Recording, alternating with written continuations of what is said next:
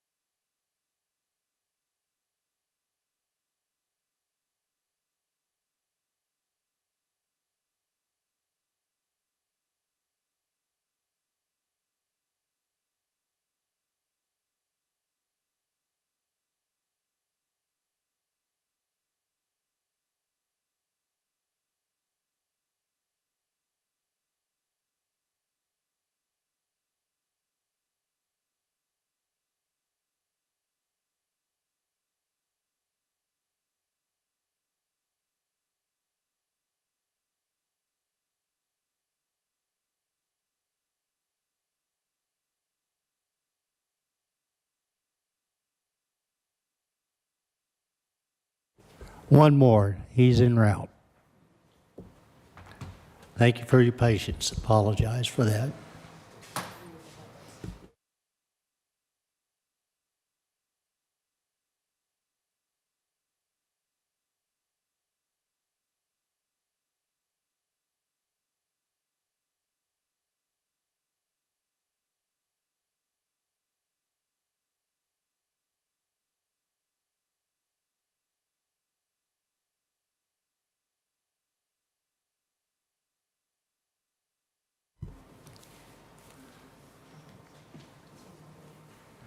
All right, very good. I'd like to call to order the Board of Adjustment meeting this March 17, 2025 at 6:44 p.m. There is a quorum present. Our first item is 2.1, discuss, consider, and act on a variance request to construct a 3,200 square foot storage shed. The subject property is in Lot 8 of Brentwood Park subdivision, more commonly known as 111 Cedar Lane. Just as a preface to this, we'll do our presentation. That'll be introduced by Mr. Schwanke, our planning coordinator. Then we'll have a public hearing on it, and then we'll have discussion, consider, and action. At that time, we'll bring up the witnesses and/or applicants, and there will be a swearing in of each witness, and then we will commence with that. So, presentation, Mr. Schwanke. Yeah, Mayor and members of the Board of Adjustments / City Council members. I just want to point out a few things. The applicant is asking for a 3,200 square foot storage building, and the ordinance requires or allows only a 3,000 square foot. When you look at a variance, it refers us back in our zoning ordinance to the local government code. And according to the local government code, there needs to be several things that happen before a variance can be approved. And that is, there needs to be some kind of spatial condition, and under a literal enforcement of the ordinance would result in unnecessary hardship. In the application, there was no unnecessary hardship that was portrayed, and there's adequate room, for a smaller building, which the ordinance requires. And having said that, that's all I want to say at this time is that there needs to be something where there's some kind of unique circumstances and undue hardship for a variance to be approved. All right, item 2. Mr. Page, did you want to make any comment? I'll just add to what Morris said. A variance is a very specific procedure. It's not a special exception. It is not anything less than the applicant having to prove that they are eligible for the very specific case where a variance is required due to some special condition where there is some sort of unnecessary hardship. In 2021, we have some recent, the state legislature gave us some examples of what that unnecessary hardship would be. Pretty much it's that it's not going to be a self-created hardship. That's the language that our ordinance uses. The examples that are in state law talks about the financial cost of compliance, whether or not the lot would lose 25% of the area in which development could occur. Compliance would result in the structure no longer being in compliance. Compliance would result in an unreasonable encroachment on an adjacent property or easement, or if the structure is a non-conforming structure. And so in this case, the application was submitted for a 3,200 square foot storage shed. In the application itself, there is no mention of how this specific instance would qualify as a variance under state law, under our ordinance. And so for that reason, the staff has recommended denial of it. And so in this case, if you were to disagree with staff, if the applicant was able to prove to you that there was some sort of specific reason as to why a variance is appropriate here, we would just need to identify what that is so that moving forward, if a similar applicant comes here asking for a similar variance, in this case, a shed that's larger than the 3,000 square foot maximum, we're going to need to be able to point to why this specific property, why this specific applicant deserved this variance over the normal average person, in which case they would not be allowed a 3,000 or 3,200 square foot shed. And so that is what I will say to that. It's a high standard. The applicant has to prove it. They have the burden of proof on this, but ultimately it is you all determination for that. But it must meet somehow. We must be able to show, it must be able to say how exactly what the special condition is and what type of unnecessary hardship the variance meets.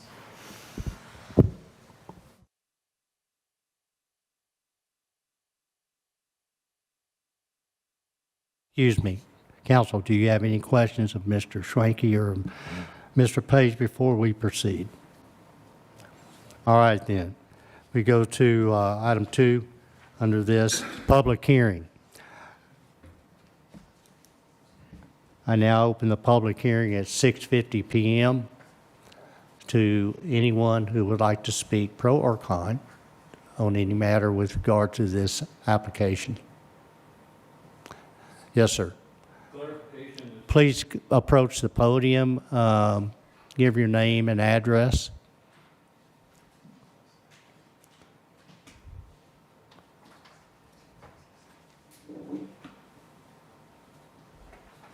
My name is Bob Baca.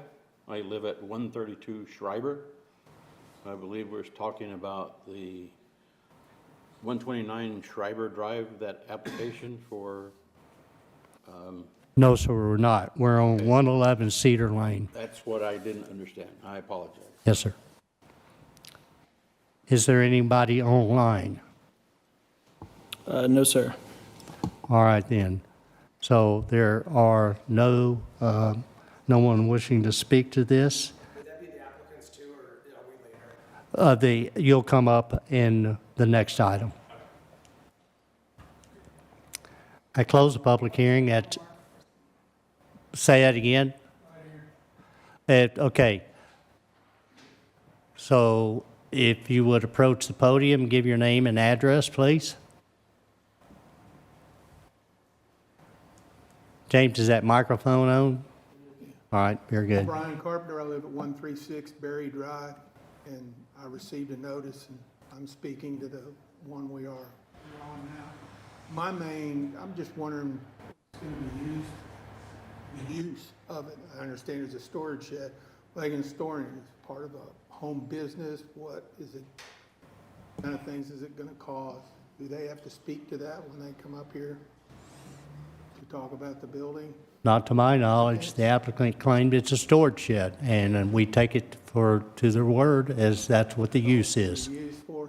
If it turns up later that that's not what it's being used for, you can take action then later if it's approved and it turns out. I guess, there's a wide definition of what storage shed is. Okay.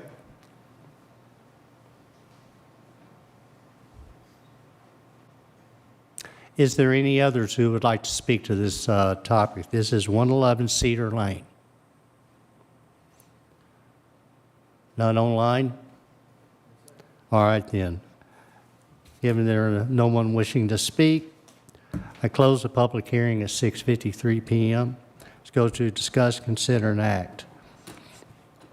So at this time, I would like to ask the applicant to come up. And these hearings require that if you'll state your name and address, and then it'll be followed by I have to swear you in. Hi, Timothy Matthew from 111 Cedar Lane, Hazlet. Mr. Matthew, do you solemnly swear to tell the truth, whole truth, and nothing but the truth, so help you God? Very good. And if you would go through your asking for 3,200 square feet, and please describe your need to the council or to the board. We looked at a couple different options. We are on 2 acres, so we have plenty of space all the way around. We're not encroaching on anyone. We're gonna be at least, I think it was 20 feet at least from the edge of our building, maybe even more. I forgot, I submitted all the documents. I'm not sure exactly, but it was definitely plenty. I wasn't gonna be encroaching. We were originally looking at it 2,400 to 3,200. The reason that we're getting the building is kind of almost a multi-purpose. We have homeschool, so we have 4 kids at home. But we were looking at, we're heavily into pickleball, so we're looking at being able to use it for multi-use. So we're planning on having a pickleball, being able to fit something in there as well as having some storage. So when you go with the 2,400, it was too small, and we were looking at a 40 by 70, which would have been,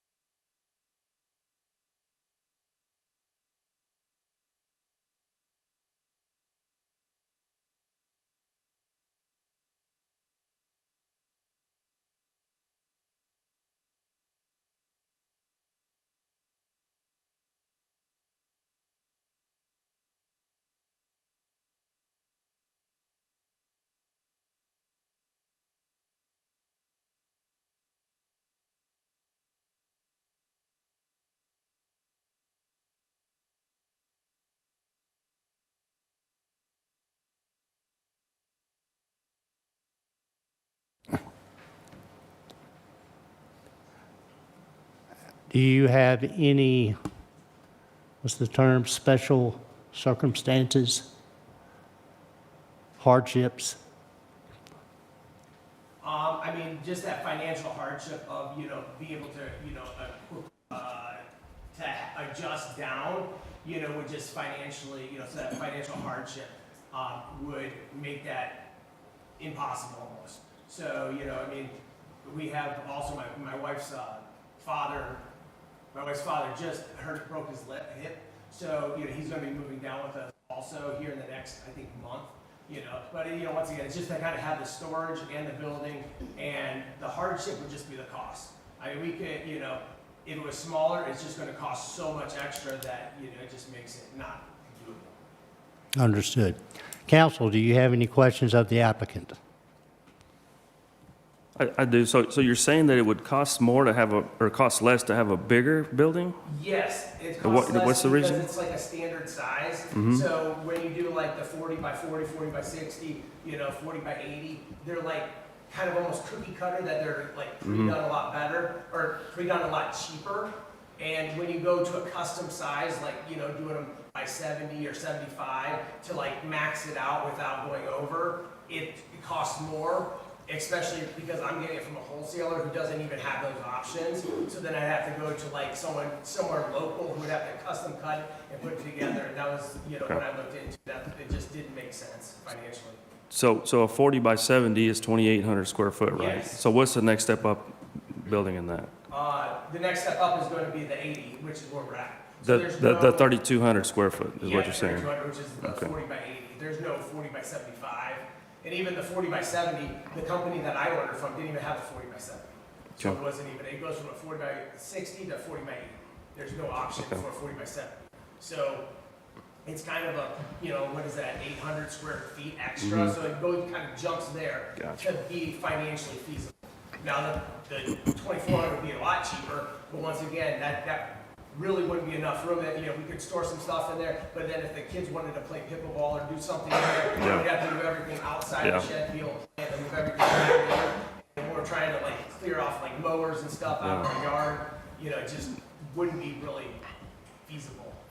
Yeah, I don't know if this falls under the hardship thing, and another thing, I usually like to see your neighbors. Do you have any of them here that can attest to what you're saying, that they're okay with you building this thing? I do have Cynthia, she lives next door to me. The other thing I look at is, do you have a big enough property, and is it gonna look odd to have a huge storage shed on a 2-acre lot? I'm not sure, I can't visualize it unless I see it on a drawing. Yeah, I think there's one other building, I'm not sure how big the one is, over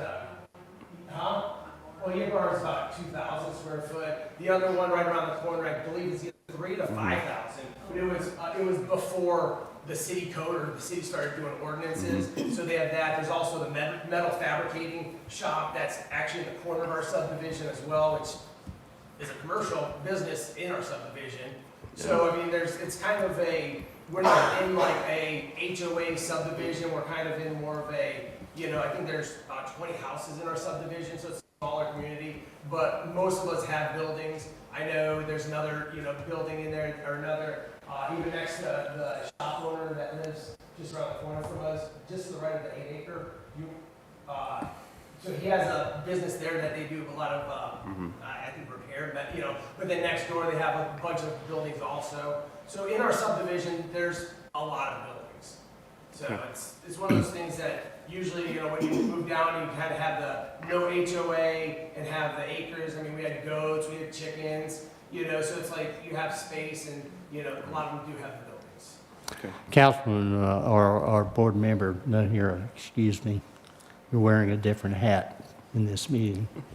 Sounded like you had some questions that you may want to ask Mr. Schwenke and/or Mr. Page if certain things apply or don't. Yeah, I just don't know if this is considered a hardship or not. It is obviously a bigger cost, but it wasn't done by anyone other than him choosing to have, want a bigger building. So I don't know if this falls under a hardship or not. This would, in my professional opinion, fall under what is typically called a self-created hardship, where they're simply asking for a larger structure than what's allowed, and without providing any reason for why this lot is unique or why there's a specific hardship or a hardship that's specific to that property. Thank you. Harold, just one question for the applicant. Yes. Or actually, maybe the question be for Mr. Schwenke. Is there any reason, I'm assuming that you're making this a one-story, 3,200 square foot. Yes. Is there a reason that you couldn't have a two-story for more storage, or is there that also? There are height limitations that you can have, but square footage is square footage. Square It's footage. on one floor, 2 floors. That's what I was just curious about, so, okay. All right, board members, do you have any other questions? All right, this is to you. And just a couple of notes before we vote. It's going to be a record vote, so each member of the Zoning Board of Adjustment will say how they will be voting individually, and due to Councilmember Watkins' absence, Mayor Holsey will be voting on this matter as well. As a tie? No, not as a tie. You will be voting regardless. All right. Very good. Well, let's start. Board Member Watkins is online, I'm not sure. He has his hand raised to speak as well. All right, for that to be viable, we need he needs to be visible on screen as well as have audio. So is he visible on screen? He is now. Let me get him to the, 1 second. See if I can resize him.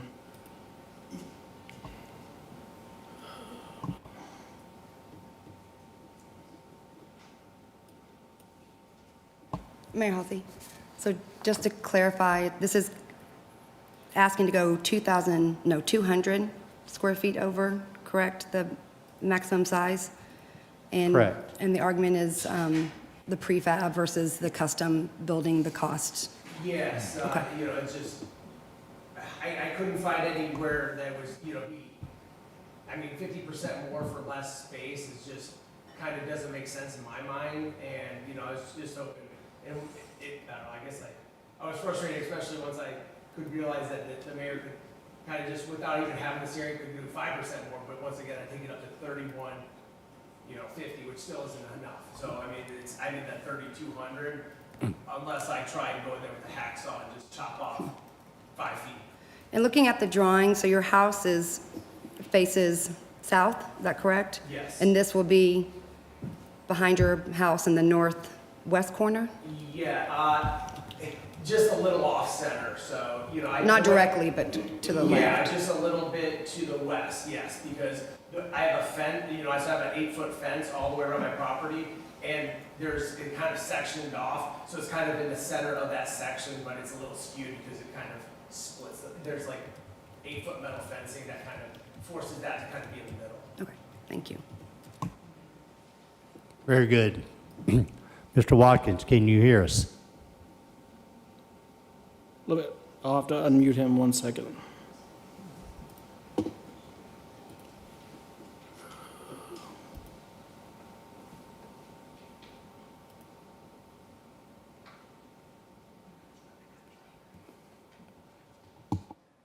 Mr. Watkins, can you hear us? We cannot hear you. Please check your mic, and we're checking on our side as well.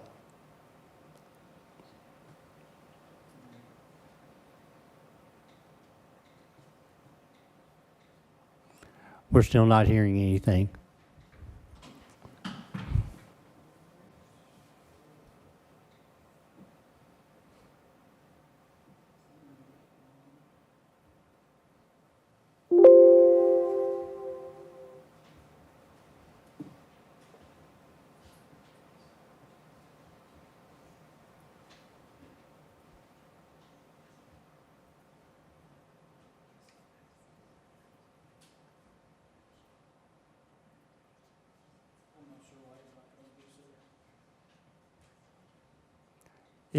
I saw that Sergeant Lemunion was online. Can we ask Sergeant Lemunion just for a test to, if he can acknowledge that he hears us, and does he have audio that we can hear?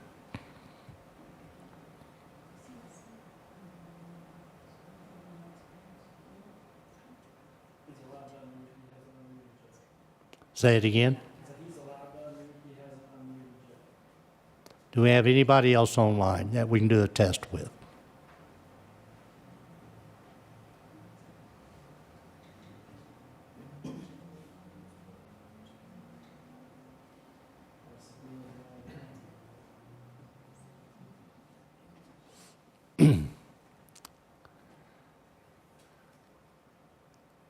All right. Open meeting access, must have visual and audio to be present. We have visual, but we do not have audio.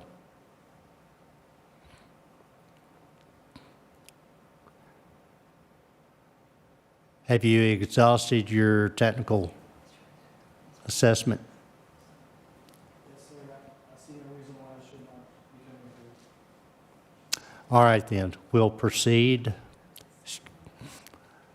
Thank you for being online, Mr. Watkins, but we'll have to proceed. All right, then. Again, then, all members here, including the chair, will vote on this topic. Mayor Holsey? And I need a motion. Yeah. Mayor Holsey, I'd like to make a motion. Yes, please. And I will say at the beginning, it's unfortunate, but I did not hear a hardship. So my motion is we're going to have to deny this going over 3,000 square foot because we didn't come up with anything ourselves. So the motion to deny. Motion is made to deny the 3,200 square foot request. Correct. Is there a second? Mayor Halsey, I second. Is there any further discussion? There is a second. Is there any further discussion? All right, roll call vote. I'll start with place one. Aye. Place two. Aye.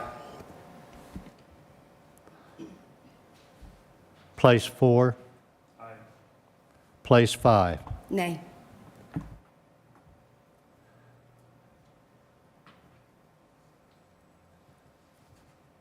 The mayor votes aye. I too did not see the hardship. Financial considerations are explicit and they cannot be taken into consideration. Your motion is denied. Thank you. If I can maybe suggest one thing, when I went all over the city site, if they could have like a list of like the hardships that would be okay. I couldn't find it anywhere on the city site for future, just so that way I could do my reading. I just heard financials, I didn't know what a hardship is, you know, so maybe if that might be added somewhere where it's easier, like accessible on the city like website, it might help future people to put together better. Yes, sir. Noted. All right, thank you.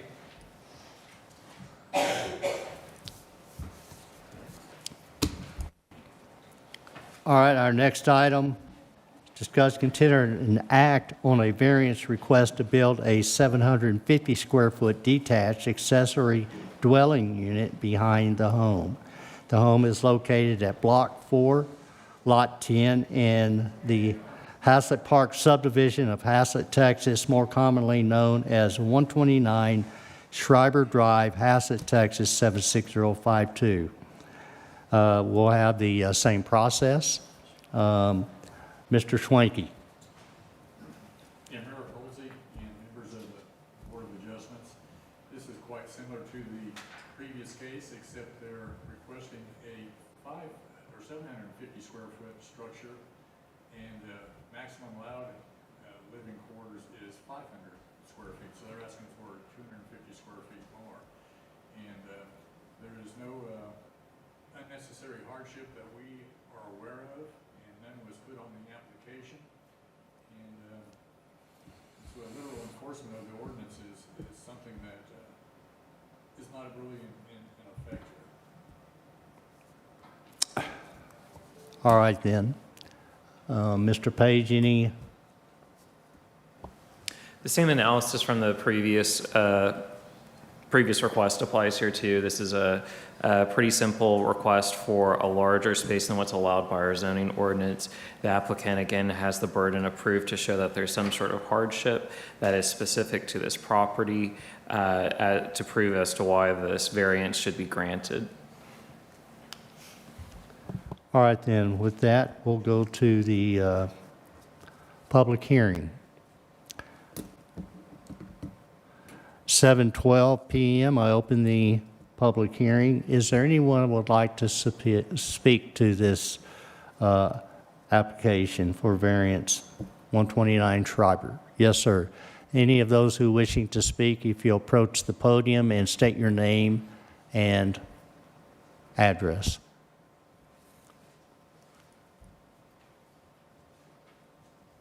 My name is Bob Baca.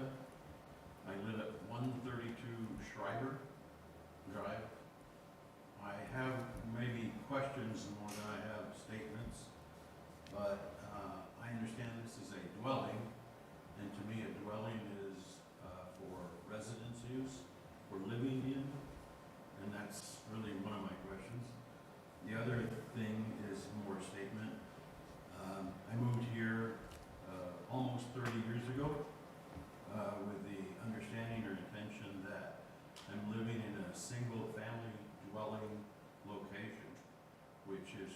Schreiber is, obviously, families living in homes. But if this is for multiple family use, to a certain degree, I can understand that. If you have individuals that may be elderly, kids, parents, and you want a separate dwelling for them to live in, maybe that's okay. I don't know that that's what this is. As it is, from what I can see or understand, and I apologize if this is wrong, but there are several people living in the existing home there as it is, and I don't know whether they pay rent or do whatever. I don't have an issue with that. Whatever goes on in their home is fine. But to add more dwelling locations, does that mean that there'll be more people living at this location? Which is kind of a dumb thing to say in the sense that I raised 6 kids here. So if you ever went by my house and all those kids live there, you would see multiple cars or whatever, and you're wondering, well, what's going on there? But no, I raised a family. And yeah, they're all gone, just my wife and I, and that's it. But I just don't see or agree that we should have a second dwelling for living in, if in fact that's what this is. But that's not being clarified to me, so I don't know. It is called and the board is not obligated to reply, but just for the audience, as others say, this is called an accessory dwelling unit. It is for a dwelling. And I have one more thing. When we moved into our residence, we were given what was called the covenants, and I'm sure you're familiar with them. And it basically states what you can build and what you can have, including how many cows and horses and all that kind of stuff, which is fine. But in the existing covenant, I don't see where you can have a second dwelling location like this. But that may not be true. I know that this is still, in my opinion, good. It was good up till the year 2010, and after that, it automatically renews itself every 10 years, so it's still in existence. But it does provide for, like I said, what kind of building structures, barns, sheds, whatever you can have. And I just don't know if this is still valid or not, but that's what I based my opinion on. And one other comment, the city does not enforce deed restrictions or covenants or anything of that matter. Those are all civil issues that have to be addressed privately. Thank you very much. Yes. Is there anyone else who would like to speak to this topic?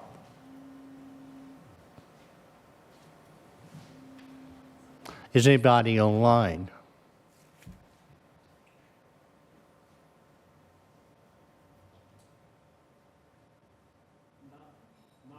Said that they want to speak to this. Mr. Watkins did say he attempted to, but they could hear but not speak back. Say it again, speak louder. So I believe Mr. Watkins would like to speak to this, but I don't think there's a way to do that. We can try one more time for him to unmute if you'd like. He Is there would, what? he would like to speak to the item, but the technical difficulty isn't allowing that. Do you want us to try one more time to see if we can make that connection work? I see nothing that's prohibiting it, but Yes, you can. Try one more time. I'll give you a couple of minutes. Mr. Watkins, if you will unmute again. Or Sheriff Lemunion, if you could help us out.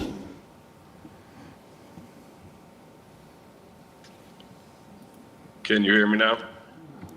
Yes, we can. We can hear you now. Thank you, sir. Yeah, I Good. was saying that Sergeant and I could hear and speak to each other, and we can hear you as well, but for whatever reason on that previous topic, it wouldn't let me speak or you couldn't hear us, so. That's Okay, all I was we trying are to in let you know. the, I wasn't trying to speak on this topic.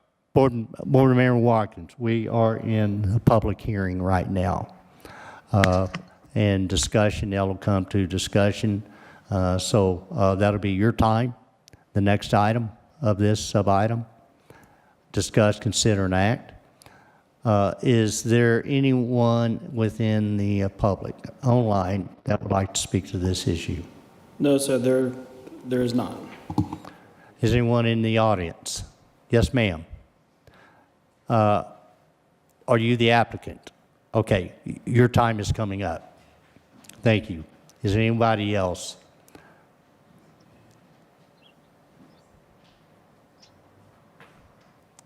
Yes, ma'am. If you'd state your name and address, please.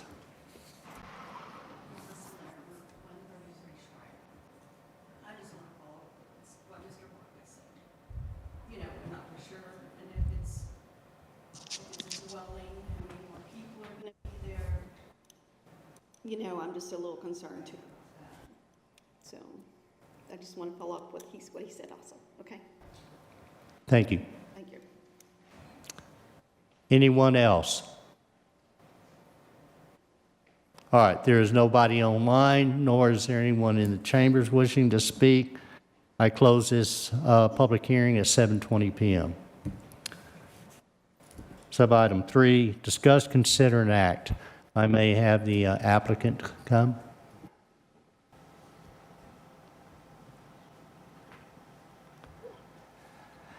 And if you would state your name and your address and present your application. My name's Dana Bridges. I live at 129 Schreiber Drive. Got my daughter Darcy Bridges with me. I am trying to turn an existing barn into a little house, 750 square feet, for my daughter to move into and live to help take care of me eventually. And then eventually one day I'll move into the little house and let her have the big house. But as y'all know, the way the world is these days, it's really hard for a young person starting off to be able to afford apartments and housing. And I have my place that's paid for, and she's all I have, and she will eventually get it all anyway. So with my health conditions the way they are, I am likely to possibly end up in a wheelchair eventually, and I need my daughter close at hand. She does work from home part-time, about half the month, and has to go into her office at Fidelity half the time. So I need her to be close. She lives at home now, but she's 24. She's wanting to spread her wings and have a little bit more of on her own and have her own place and her own space. So with this little accessory dwelling unit, I would like to have her bedroom. Excuse me, I overstepped a little bit. I need to interrupt. You'll get to continue, but I need to swear you in. Oh. Okay. I apologize. That's okay. Do you solemnly swear to tell the truth, the whole truth, and nothing but the truth? So help you God. Yes, I do. Very good. Please continue. My apologies. Okay. I don't know where I was, but anyway, as I was saying, this is not for anything other than for my daughter to live in, and then for one day for me to move into. It's the same people living here, same people existing, just in a little bit separate, so she can have her own space and her own home, so to speak, and not have mother breathing down her neck all day, every day when she's home and working from home, just to have her own space. And the barn that's there it's a little over 600 square feet already, but it needs to be torn down and redone because it's been there since the build of the property in whenever it was, 1998, I think it was built. So it needs some redoing. So we just thought that it would just be a really good idea for her to be able to be home, have her own home and still be home and be close to me. It's not for, like I said, it's not for rental, it's not anything other than for my family, for my daughter, and then eventually for me to move into to keep me from hopefully having to go to a nursing home one day. Understood. Council, do you have any questions for the applicant? I had one question. Your application says 800 square feet, but then I believe your drawings are 750, so it's 750? It's 750, yes, ma'am. I think we sent over the complete floor plan with her office and everything. So, Okay, thank you. I have a question as well. Yes, please go ahead. What, just on recollection, so I know exactly, what is the current ordinance that allows a secondary dwelling, and what's the current square footage that we currently allow? That answer is 500 square feet is what is allowed. 750 square feet is being requested. Thank you, sir. And Mayor Halsey, to clarify, a caretaker's quarters is 700 square feet, but is not on residential district, correct? That's correct. So it's only on ag? That's correct.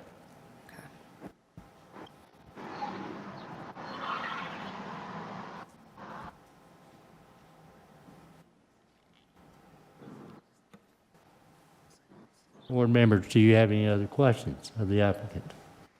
I want to clarify one more thing as well. And a pool house is also 500, but it cannot have a bedroom, correct? Correct. And we have worked with the applicant trying to find a way to request how to get there, and we have been through all of those, as myself and others. Mayor Holsey. Yes. One question, this may be to you, Mr. Page. You know, I guess the key, she's bringing up a hardship, but it's a future hardship. It's not a current hardship. Is hardship, you look at future, or do you just look at current?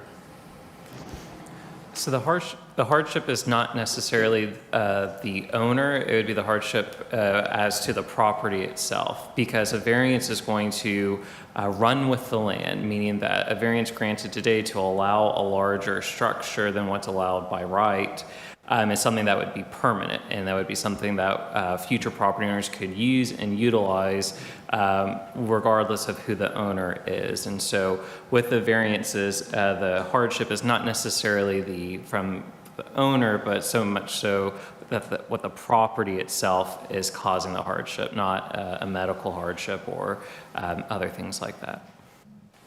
And correct me if I'm wrong, I think we addressed this not too long ago and actually increased the square footage, didn't we? That was brought forward to not allow accessory dwelling units in R1 and R2. And we took that out. No, we tabled it. We never acted on that. Or it was either tabled or continued. We never acted on that. We actually approved the ordinance, but it excluded that portion. Right, that part wasn't enforced or changed. And so just to clarify, in the R2 zoning district in which this property is located, an accessory dwelling unit is allowed by right, but only up to 500 square feet. So just to clarify, what we discussed is we were going to completely take it out. We weren't going to have any accessory dwelling, but we still allowed the 500 square foot to remain. That's correct. Okay. May I ask, do you have is there a particular hardship imposed upon by your property or the configuration of things that would satisfy criteria for variance? I'm confused as to what a hardship on the property, what that definition means. Because I have personal hardships medically. I just got back to where I could walk again. I spent 3 months with a walker and a wheelchair where I was not able to get around by myself. And I finally, after 3 months, am back on my feet again. So is that what you're talking about? I'm not understanding That's my hardship. I do have a hardship, and it can hit me. I can wake up tomorrow and not be able to walk again. I don't know from day to day. Sure, I'll be happy to answer that. So for a variance, again, this is a variance to our zoning ordinance. When we talk about a hardship or some sort of issue with the property itself, that would be something like an irregularly shaped lot, or some sort of water or easement, or something that is specific to that property that makes it difficult, if not impossible, to comply with the city's zoning ordinance, but yet still construct the residence and comply with the other requirements of our ordinance. And so that is, generally speaking, when a variance is going to be most appropriate. Under state law, there are specific things that are described as being an unnecessary hardship. And again, that's if the financial cost of compliance with the regulation is greater than 50% of the appraised value of the structure. If compliance with the regulation would result in a loss to the lot on which the structure is located at least 25%, compliance would result in the structure not being in compliance with some other requirement of the city's development ordinance. Compliance would result in an unreasonable encroachment on an adjacent property, or the municipality considers the structure to be a non-conforming structure. So again, when we talk about hardship, I have no doubt, and I have no reason to question whether or not you are facing a personal hardship. When we're talking about a hardship under state law, and which is what our ordinances is based out of, it is a hardship that is specific to the structure, the property, the lot itself, not so much personal to the owner. Understood. And a question for Mr. Swanky. With the existing building, which it's been stated 600 square feet, is there anything in the ordinance that if that was remodeled, would it have to be downsized to the 500 square feet? Or since it's an existing structure and being remodeled, could it stay at the 600 square feet?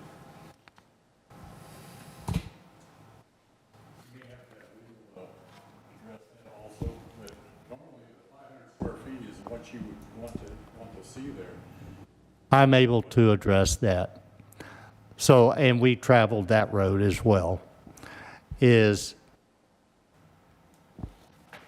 you can have up to a 3,000 square foot storage shed if it's used for storage. As far as any type of accessory dwelling unit, the only allowance is up to 500 square feet, whether that's a remodel or a new build.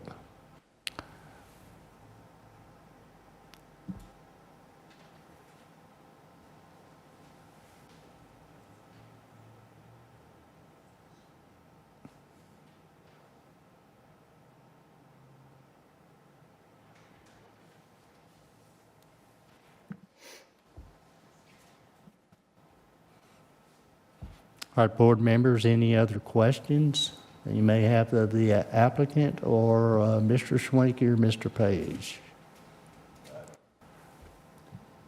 All right, again, all members present will vote. It will be a roll call vote, including the mayor. And,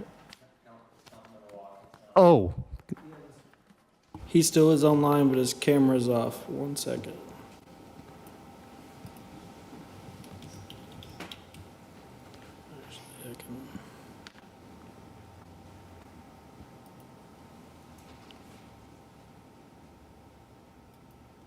There he is. Mr. Watkins, can you hear us? Yes, sir. My apologies. It dropped signal for a second, kicked me off. All right, you have a question? No, sir. No, sir. The only question I had, you answered for me. Thank you. All right, there is no questions by the board. We'll entertain a motion now.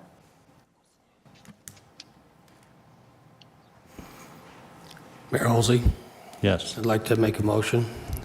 And once again, it's unfortunate, but we have to follow through with our ordinance the way that it is without us setting a precedent. So I make a motion to deny the variance request to build a 750 square foot detached accessory dwelling behind the home. Motion is made to deny the 750 square foot variance request. Is there a second? Yes, Mayor, I'll second that. There is a second. Any further discussion? All right, roll call vote. Place 1. Aye. Place 2. Aye. Place 4. Place 5. Aye. And the chair. Aye. Oh, excuse me. Mr. Watkins, can you still hear us? Yes, sir, I can. All right. Place 3. Aye.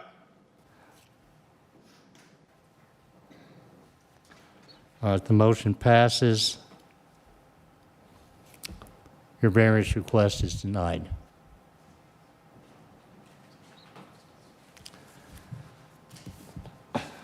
With that, item 3, there's no need for executive session. We'll go to item 5, motion to adjourn. Mayor Halsey, I move to adjourn. Motion is made to adjourn. Is there a second?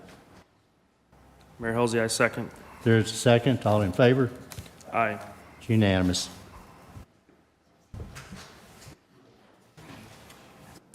All right, well, thank you. We'll take a 10-minute break, and then we will convene the city council meeting.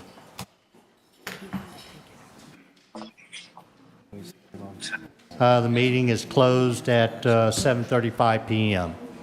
So we'll meet back at 7:45. And just made it small. Still 500, it's always been 500, that didn't change. She can do By the name. 500. Said it seemed like.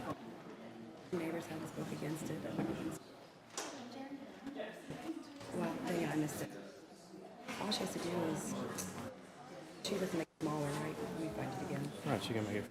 Out of 500, but she better hurry and do it before they take it out. See what can happen. People say they're not going to purpose, and all of a sudden they're renting it out. I get that. Yeah. If you buy them, ours was a standard. Yeah. If you go 3,200 for but Yeah. doesn't cost for concrete. Well, he can modify the one he has now and make it smaller. That's And like you know why? Because 3,000, it's make it 3,000. because those not custom, but those they're called prefab. They've already been engineered. They don't have to do anything on them. We got ours from. Mullen, Mullen. Or is that a law firm? Morgan? Yeah, Mullen, yeah. Morgan. And if you have a new one, it has to be engineered. Right. Costs more.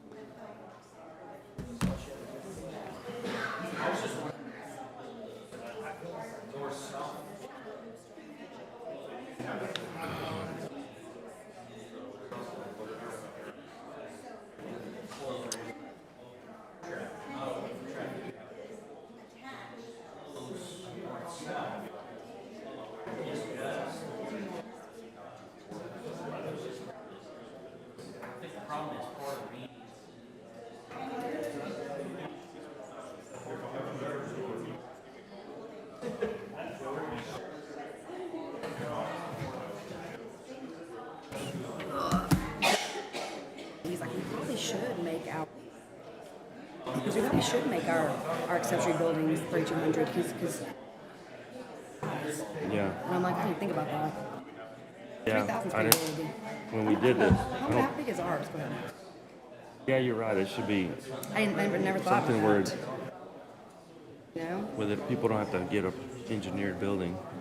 Ours is 30 by 40, what is that? 30 by 40 feet? 30 by 40. Ours is like 1,200 and ours is I can't imagine. It's gonna be huge. Did you see a picture of it? Didn't get my I email, know, so I'll show you. Hold on. I just talked to Yeah, him. He's gonna we're doing fix it. That's it, right there. Hold on. Yeah, that, look at that. Because ours is too big, and I can't imagine that. Oh, gosh. So it's more than twice the size of yours. That's a huge building. I mean, Jeff just said, quit talking. I can hear you. They left the mics on during the break. Please? is that your husband? Yes. Jeff said you left the mics on.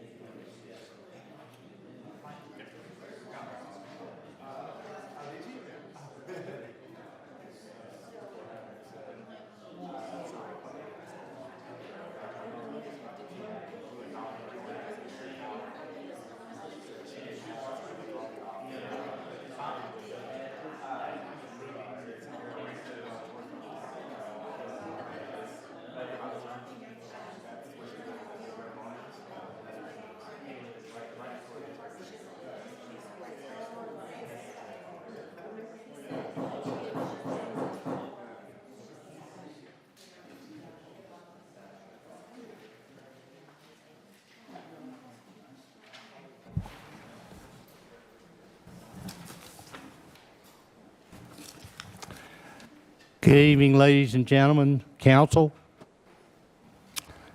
I call to order this Haslett City Council meeting at 7:48 PM, and where I need to hold on till Miss Lamb comes back. I should have looked up first. So I don't call this meeting to order yet.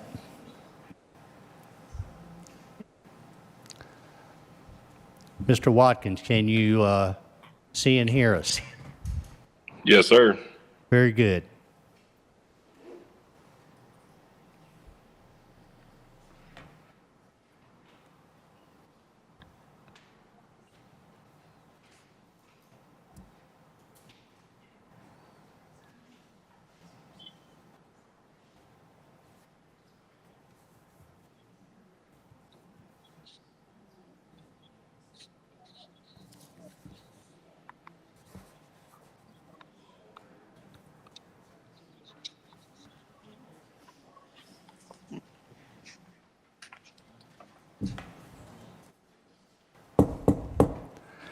All right, I call to order this Haslett City Council meeting this March 17th, 2025 at 7:49 PM. All members of the council are present with Mr. Watkins online. If you would bow your heads with me while offering the invocation, then stand with me for the Pledge of Allegiance. Thank you, Heavenly Father, for your many blessings and your guidance and your love for all of us. We thank you for your continued mercies. In Jesus' name, amen. I pledge allegiance to the flag of the United States of America and to the republic for which it stands, one nation, under God, indivisible, with liberty and justice for all.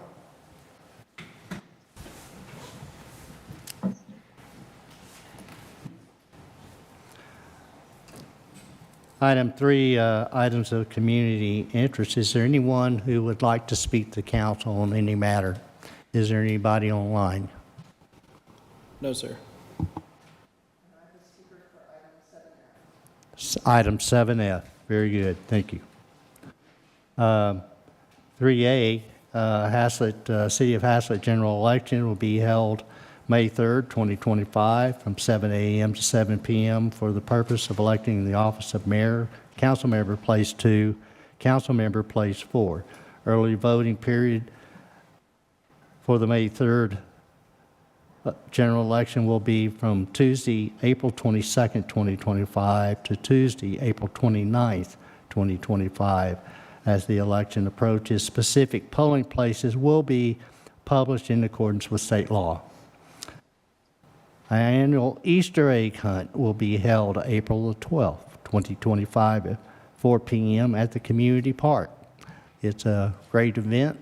It's exciting, and you get to see all the kids chasing after the treats. Please come.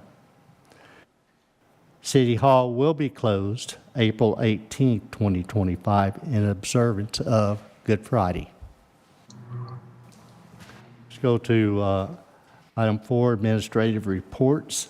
Council, do you have any questions on the reports?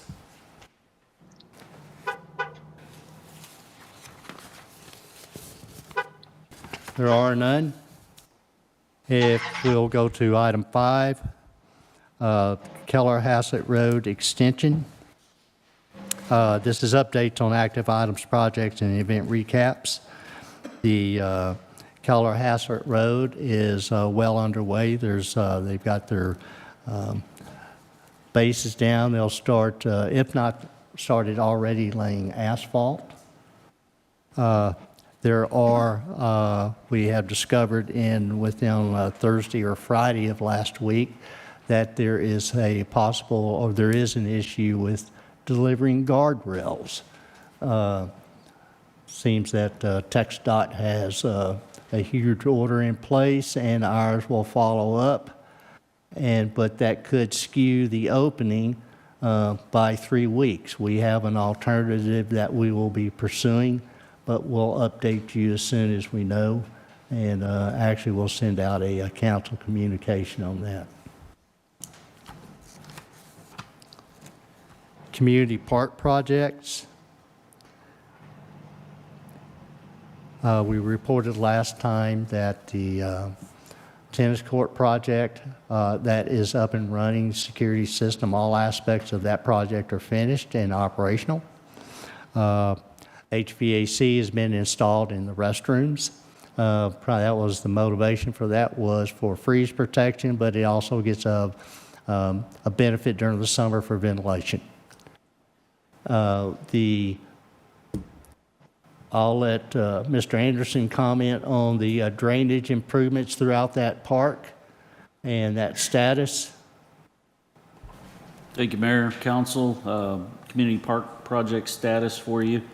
The project is out for bid. That includes the trail crossing, or the tap trail crossing drainage improvements, the upper trail next to the railroad bridge, redoing that drainage, as well as a gazebo slabs, sidewalks, and some shade improvements near Gamble Park.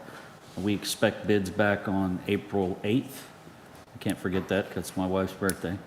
And so we anticipate bringing back a recommendation for a contract award at the, I believe it's the 17th meeting, second meeting in April. We should have that back before you. Very good. Thank you. Capital projects review. Mayor Halsey, before you move on Yes. from Community Park, can there be an update on the Veterans Memorial and Community Park? Memorial Park Project. Board had that at their last meeting and decided that the best avenue to take was to delay this reconstruction of the memorial park until a landscape architect can be retained, and that requires putting out a request for qualifications and go through that process of selection, and then eventually bring it to the council for, they'll have a personal or professional service agreement, but the park board is in agreement with that. But Public Works has started, I believe today, is that the memorial park itself will be weeded, raked. It'll be pristine as it can be in its existing, design. That will be for the event itself, the memorial event. But all of that was working in conjunction with the, between Public Works and the appointed park board representative to go that route. Any other questions on park projects? All right then, capital projects. That report is not ready for presentation. And we tried our best, but we had a number of personnel were on vacations during this last 2 weeks. But we do have, there's 52 total capital projects. 3 with regard to water and sewer, 38 with regard to capital projects under the general fund, 5 projects under street projects, and 6 under water and sewer for a total of 52. And getting a comprehensive status on all those projects goes through several different departments. We strove very diligently to get that ready, but you will see it at the next meeting. And we'll email out a council communication prior to that, a status when that report is completed, so you can review that, be prepared for any questions you may have.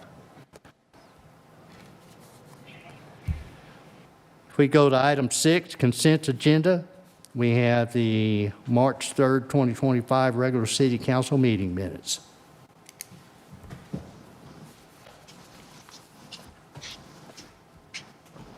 Mayor Halsey, Yes. I'd like to make a motion to approve the March 3rd minutes as presented. Motion is made to approve the March 3rd, 2025 minutes as presented. Is there a second? Yes, Mayor, I'll second that. There is a second. All in favor?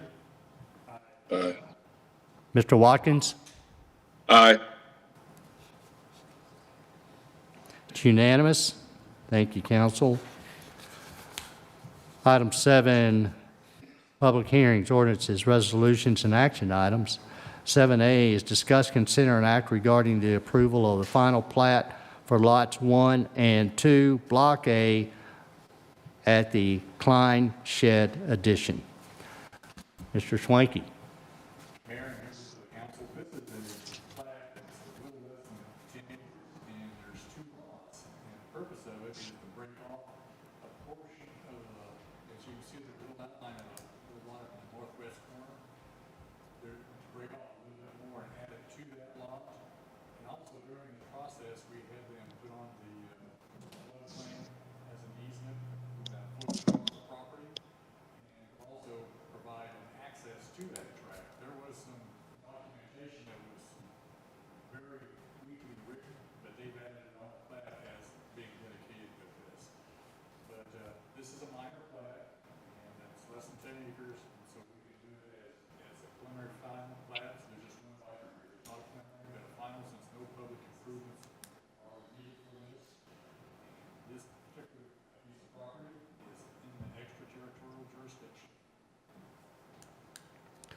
Very good.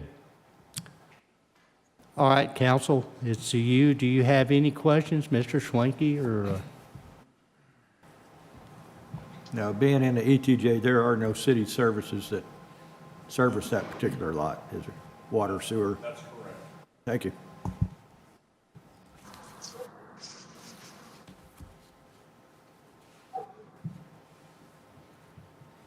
Would entertain a motion then. Mayor Holsey, Yes. I'd like to make a motion to approve the final plat for lots 1 and 2, Block A at the Klein Shed addition. Motion is made to approve the final plat for lots 1 and 2, Block A at the Klein Shed addition. Is there a second? Yes, Mayor, I'll second that. There is a second. Any further discussion? All in favor? Mr. Watkins? Aye. It's unanimous. Thank you, council. 7B, discuss, consider, and act regarding an appeal of denied vendor's permit to locate a vending unit on the property located at 1345 FM 156 to operate as Sugar Rush Shaved Ice LLC. Yes, sir. Mr. Thefter. Thank you, Mayor and Council. As stated, this is an appeal to a denied vendor unit. The applicant, Sugar Rush Shaved Ice LLC, is seeking a vendor's permit in order to locate a vending unit on the property located at 1345 F 156 South. The applicant is seeking an appeal, or is appealing the decision of the city staff of said vendor's permit. Staff has denied the vendor permit under section 403, 014 parentheses 2, which requires that no vending unit shall be left on site overnight outside of the operation hours of 7 a.m. to 10 p.m. Applicant wishes to leave the vending unit on site for the duration of the vending permit for 6 months. The proposed duration of the permit is from March 18, 2025 to September 18, 2025. Pursuant to the submitted site plan, the snow cone stand will be located on the north side of the office building and approximately 110 feet from FM 156. There will be an ice storage machine stored on site, 2 tables for the use of the customers. Parking is proposed to be on site on the existing parking of the office building next door. The only avenue of relief offered to applicants denied a vendor's permit is so any person aggrieved by the decision of the permit officer in regarding to denial of the application of vendor or the permit under the article or in connection with the revocation of permit under the article shall have the right to appeal to the city council. Such appeal shall be taken by filling application with the Very good. Let me interrupt. This is the same applicant that we have over several years. This is an annual, this is the 4th year. We've been there. So very good. Yes. All right then. Council, do you have any questions of Mr. Thefton? Mayor Halsey, I do have one question. Yes, please. Has the people at Sugar Rush given any kind of sales projections as to what they project that they will run in that location, just so the city can know what kind of financial benefit we would gain to having a structure there that's outside of our norm? No, That information has not been provided. nor was it requested. Thank you, sir. Hey, it doesn't need to be requested. If they're not going to be willing to put information out there that'll help them, then that's their problem. Thank you, sir. I appreciate it. All right then. Okay, council, it's to you. So this is another question. So nothing's changed from last year, same dates and everything, and the permit variance would be the same, exact same? Yes, sir. Okay. Thank you.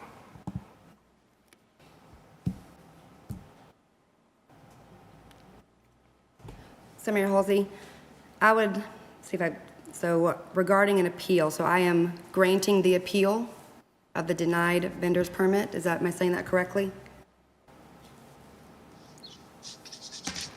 Yes. I'm in favor of granting the Brenda's permit to locate a vending unit on property located at 1345 FM 46 to operate as Sugar Rush Shaved Ice LLC. Motion is made to grant the appeal, and which gives the applicant ability to locate a vending unit on property located at 1355 156 to operate as Sugar Rush Shaved Ice LLC, and to clarify, that means that the unit can stay there 24/7. Is that correct? That's correct. All right, that's the motion you're making? Very good. Yes. All right, is there a second? Mayor, I'll second that. There's a second. Any further discussion? Mayor Halsey? Yes. And I think we brought this up last year too. Is there other, and doesn't just pertain to this one, but the aspect of more food trucks or a special area maybe in the city that food trucks could actually go to in the future? There is, if when Congress votes on our Farmers Market Pavilion and Community Teaching Garden, it is anticipated, and we do have layout for vending units there. Thank you. Until that time, we have 1345 FM 156. So it's been motioned and seconded. Any further discussion? I call for the vote. All in favor? Aye. Mr. Watkins? Aye. Motion passes unanimously. Thank you, council. Thank you, Mayor Council. Yes. Item 7C, discuss, consider, and act regarding a pro rata reimbursement agreement between the City of Haslett and QT South LLC, and authorizing the mayor to execute the agreement for certain roadway intersection improvements at Haslett Parkway and Harmon Road. Mr. Anderson. Thank you, Mayor, Council. James, if you could pull up that intersection map for me, if you don't mind.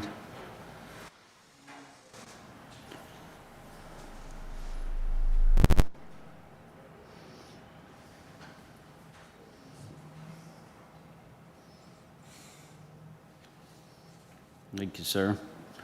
So if you'll recall at the last meeting, we approved a CFA detailing the specifics for the construction of certain intersection improvements to support the Quick Trip Edition shown generally on your screen.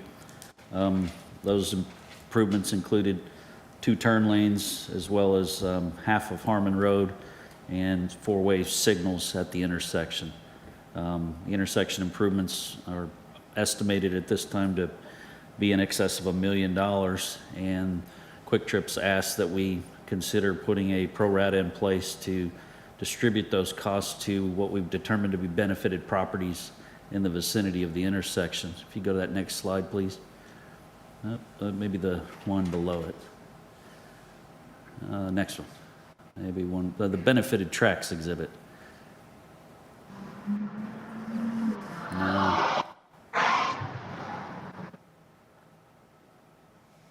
There it is. So what we've done is, irrespective of existing land uses or zoning in the area, we've determined equivalent acreages that are in quadrants surrounding the intersection. We've netted out floodplain and right-of-ways based on the city's thoroughfare plan, and have determined that approximately 24 acres on each corner will benefit from the construction of the improvements. Mr. Page and myself worked on a pro rata agreement and gone back and forth with the Quick Trip folks over the last 6 months, and what we have before you is the results of that work. And they're asking that you consider approving that document, which would allow for the potential reimbursement of a percentage of the construction costs based on net developable area within the benefited tracks exhibit that you see here on the screen.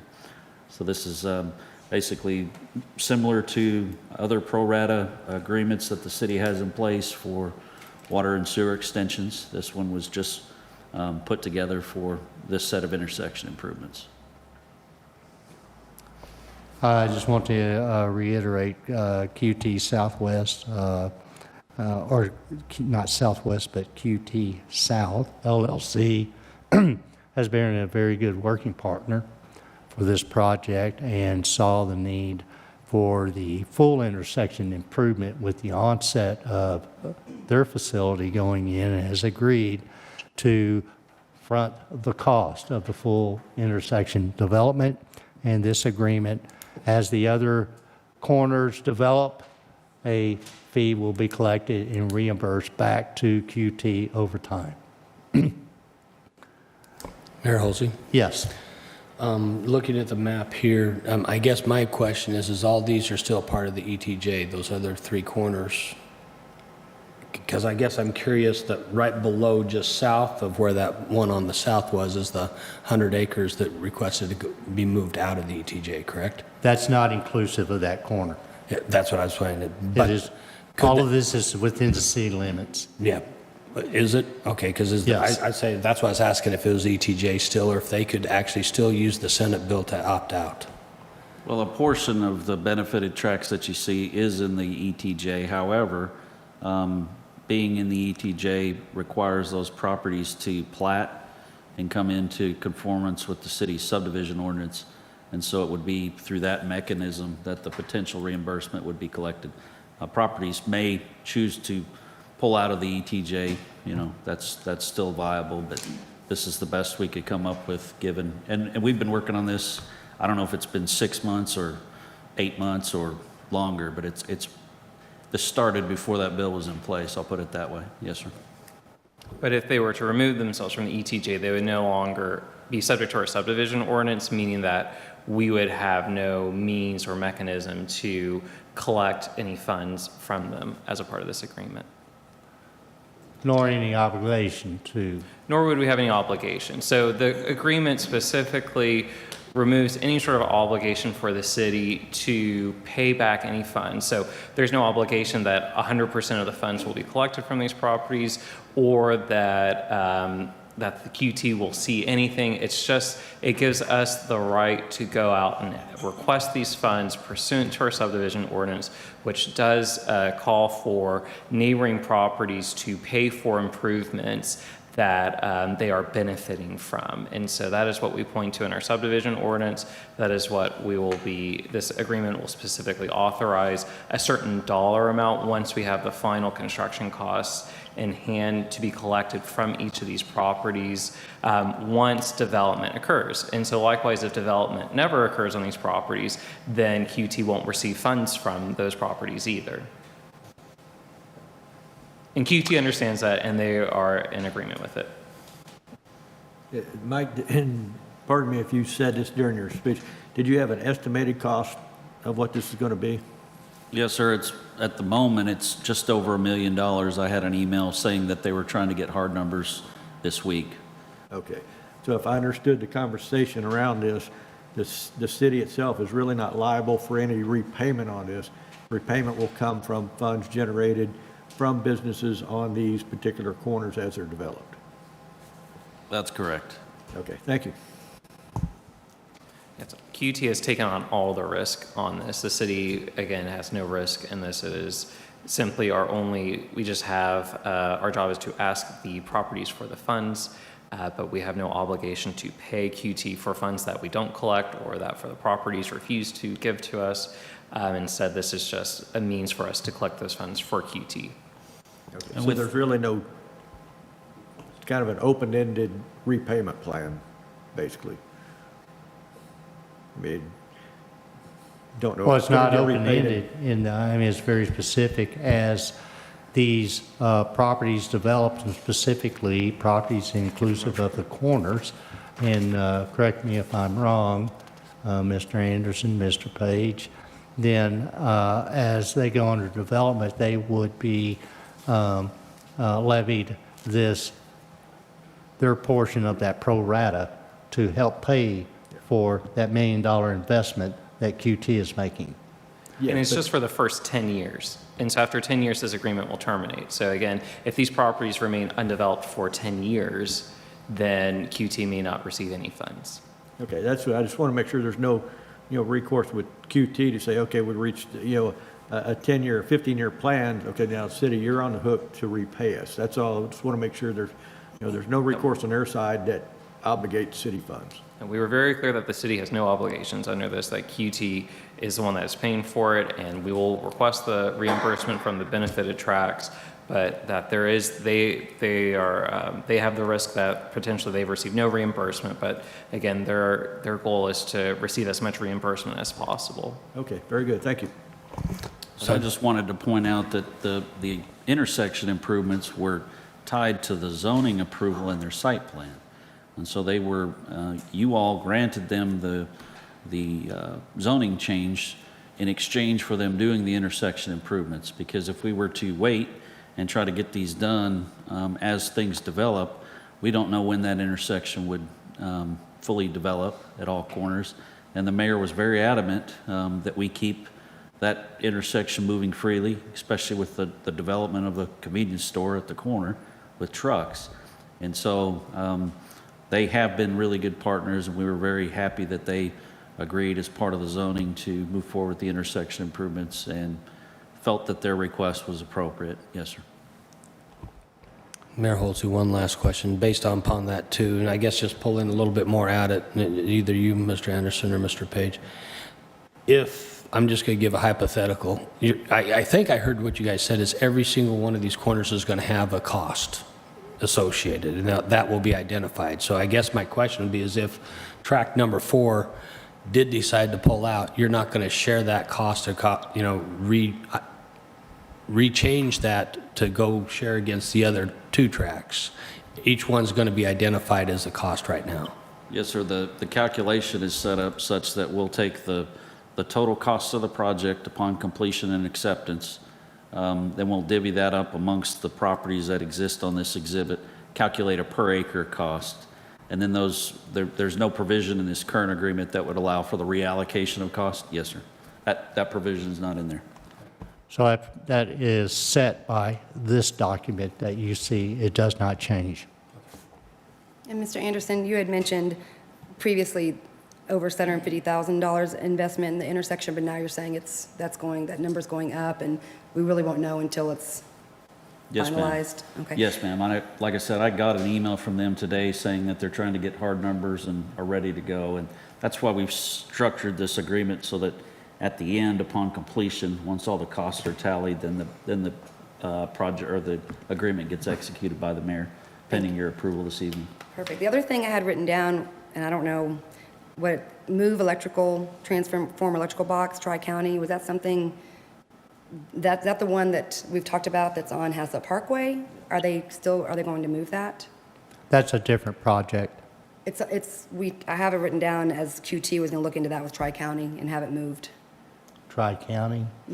Yes, but that's not part of QT.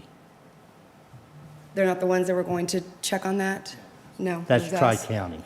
But it was it was Haslett? It's Haslett Parkway. Okay.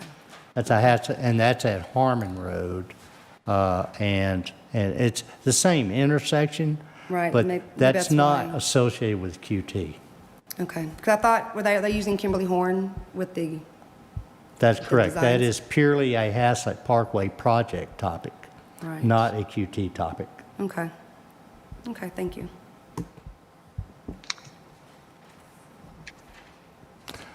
All right, council, any other questions?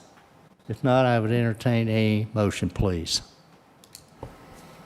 Mayor Holsey? Yes. I'd like to make a motion regarding the pro rata reimbursement agreement between the City of Haslett and QT South LLC and authorizing the mayor to execute that agreement for certain roadway intersection improvements at Haslett Parkway and Harmon Road.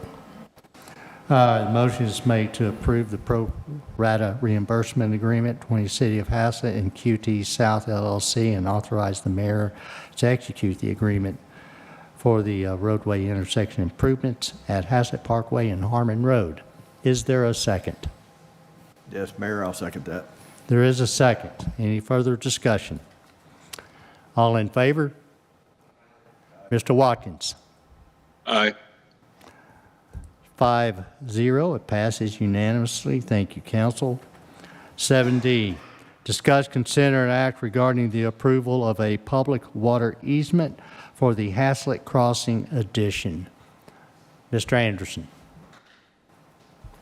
Yes, sir. What we have before you is the dedication of a public water easement necessary to support construction of a fire line to serve the 3 industrial buildings set to get started with construction at Intermodal and Haslett Parkway. This is the stream development. You can see I've tried to highlight the small easement. You almost have to zoom in on it. It's so small.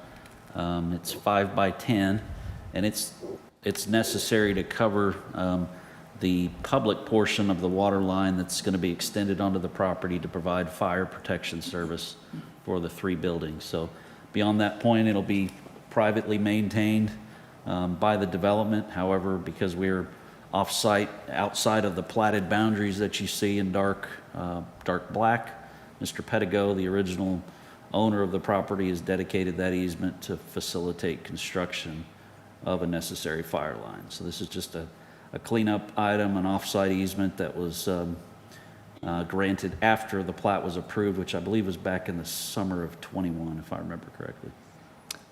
Yes. And,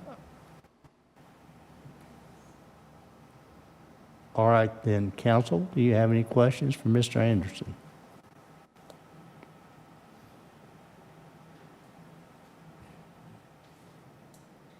All right then, if not, I'd entertain a motion, please. Mayor Halsey, Yes. I'd like to make a motion to approve the public water easement for the Haslett Crossing addition as presented. Motion made to approve the public water easement for the Haslett Crossing addition as presented. Is there a second? Mayor Halsey, I'll second. Yes. Any further discussion? There is a second, and any further discussion? Yeah, just real quick, just for clarification. All right, I see Intermodal Parkway, and then at Hosky Drive. Is that Avondale Haslett Road? That is, that's how it was identified on their plat, which is the document you see here, but that is Haslett Parkway. Okay, that's what I thought. Yes, That's why I was like lost on where we're talking about here. Yes, sir. Haslett Parkway Intermodal. Yes, sir. Okay, can we get that corrected somewhere in this documentation? It really needs to be clarified. That's not the road. The plat was filed by operational law due to lack of action by the city back in the summer of '21. So that's the filed plat. It may have the recording information on it. Oh, that was before your time. Yes, sir. It's already filed. At some point, we need documentation that says what roads we're talking about. Well, we can, here at this meeting, we can make,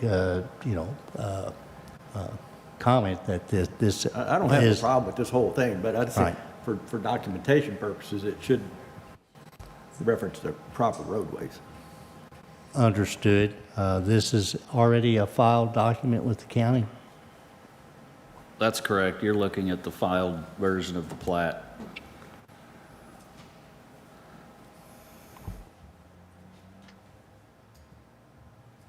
Keen eyes. Thank you very much. Is Wish there- you'd been on the previous councils or whoever. Couldn't figure Is- out where I was driving on this map. Mayor don't think Mayor that- Halsey, is there a proper I don't think process? that we are at risk of anything, Mr. Page. Are we at risk of anything here? It says Avondale Haslett, but it is actually Haslett Parkway. No, and again, there's no mechanism for us as the city to make that change on a plat that's already been filed. The appropriate time would have been to identify that error at the time that it was initially reviewed. But again, thanks to changes to state law, if a plat has not been reviewed and approved within a certain time span, it gets automatically approved by law, by operation of law, regardless of any errors or issues on the plat, whether it's substantive issues to the lot itself or other issues like misnaming the road.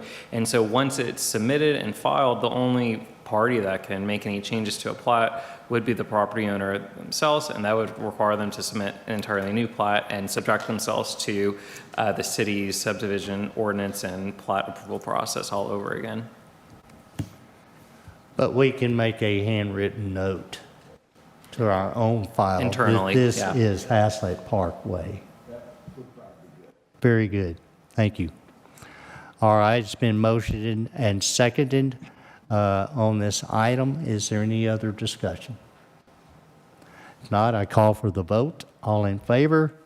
Aye. Mr. Watkins? Aye. 5-4.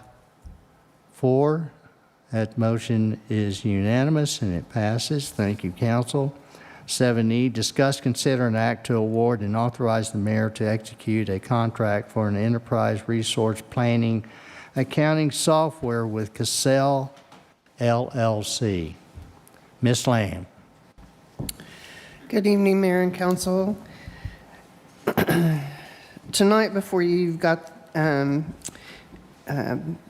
the results of our RFP for financial software, or as we call it, an enterprise resource planning system software. This software, the modules that we were looking for, the functionality we were looking for, includes several things that are different than the system we currently have. So the enterprise part of it means that it's more integrated, it covers more departmental activities than just finance and utility billing, although those were the priorities we were looking for because that's a lot of the backbone of what we do. We have our revenues coming from utilities, and that's really important from a customer standpoint. And then, of course, the financial system. But we have other systems that integrate that we have to have interfaces built for, such as permits, building licenses, and things like that. So when you get to cash receipting, for instance, there's maybe 3 or 4 journal entries to try to get all that information into the system rather than just one. So integration makes all of those systems work as one, and the records and the functionality and reporting functions at one, so it's much better. We submitted our RFP. It was published in the Star Telegram back in January, and we received 3 proposals. One was from OpenGov, which is our current provider. Another one from Tyler Technologies, which is also known as Encode. And then Cassell LLC, which is out of Provo, Utah. In looking at all of the different modules that each of them provided or did not provide, we looked at kind of the pros and cons of that. So, for instance, if one didn't offer payroll, that meant that we would need to find some third-party system such as Paycom or ADP or something like that, which would add additional costs. We looked at, in the reporting side of things, were the reports easy to get out of the system? In other words, could you download them to Excel? Were there several varieties of custom or canned reports that are available?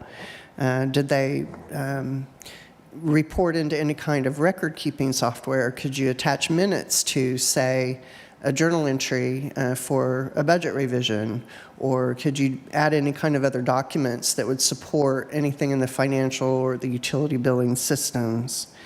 We also looked at ease of use for the employees, which is really important. Several of our systems in the current system, which we've had since 1999, are just so outdated.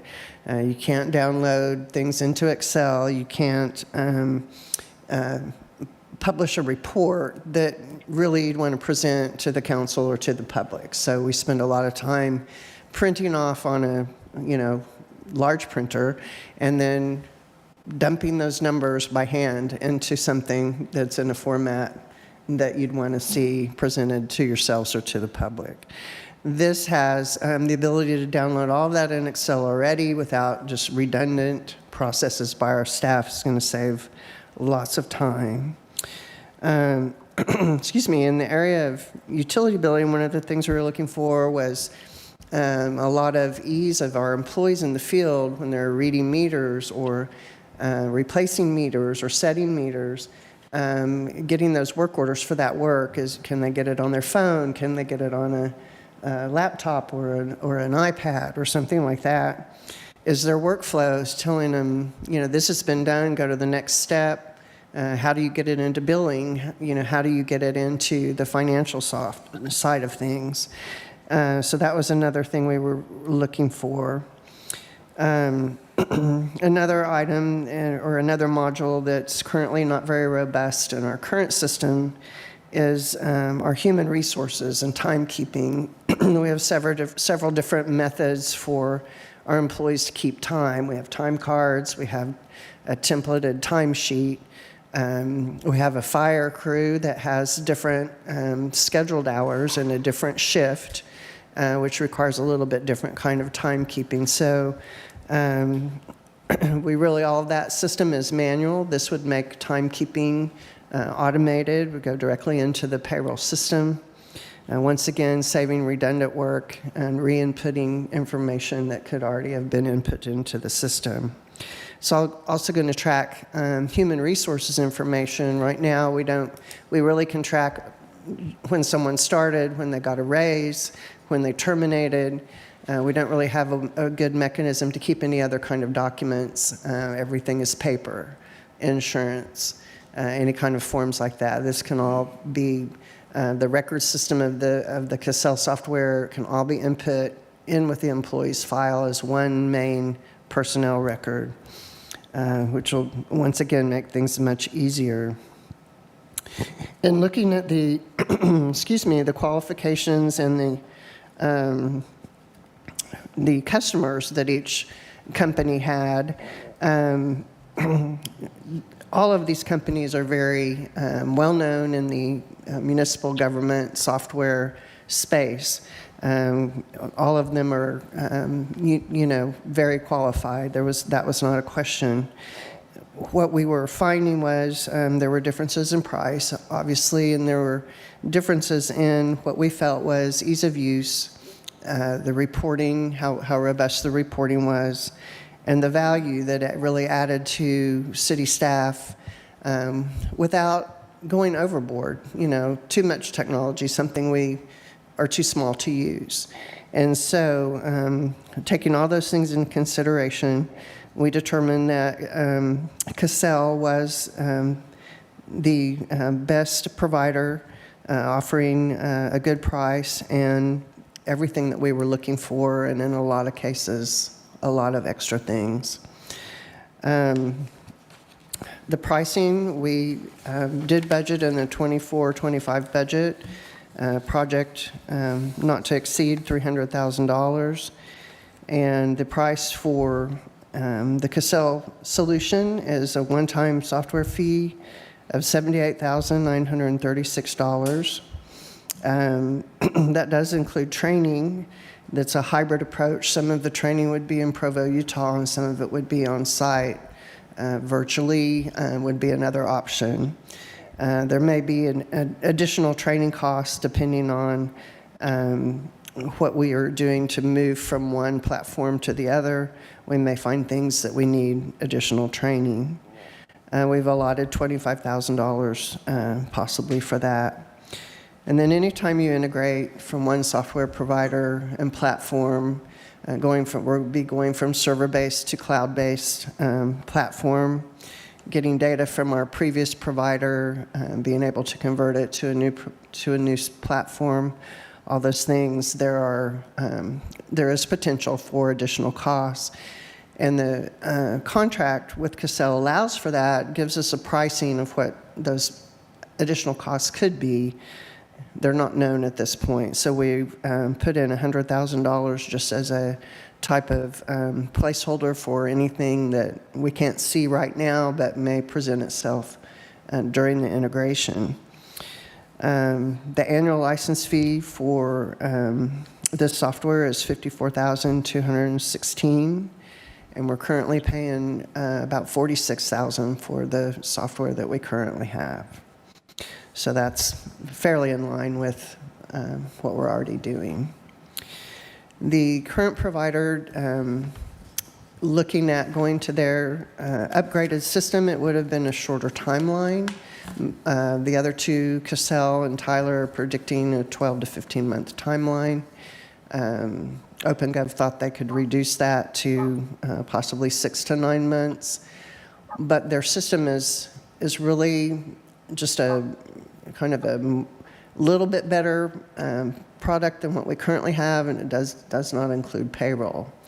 And there was just a lot of other additional features that we wouldn't have gotten with utility billing and things that our customers will like, such as texting to pay and some of those types of options are just Good. not available. I wanted to make a comment here in the evaluation of everything and the different software packages and what was offered and what's not, is that the Cassell streamlines this process. It eliminates the redundant calculations. It is, again, what we've had is since 1999, and it's not a whole lot better than what it was. And it is very labor intensive, and that there is no saving of a reports in what it calculates and what it produces. I have been involved with these folks, that folks being finance and the team that went through the assessment and of all their modules. They've had representatives out here from all the software companies do on-site presentations of their modules. And I highly recommend you approve this, council. Mayor Halsey? Yeah.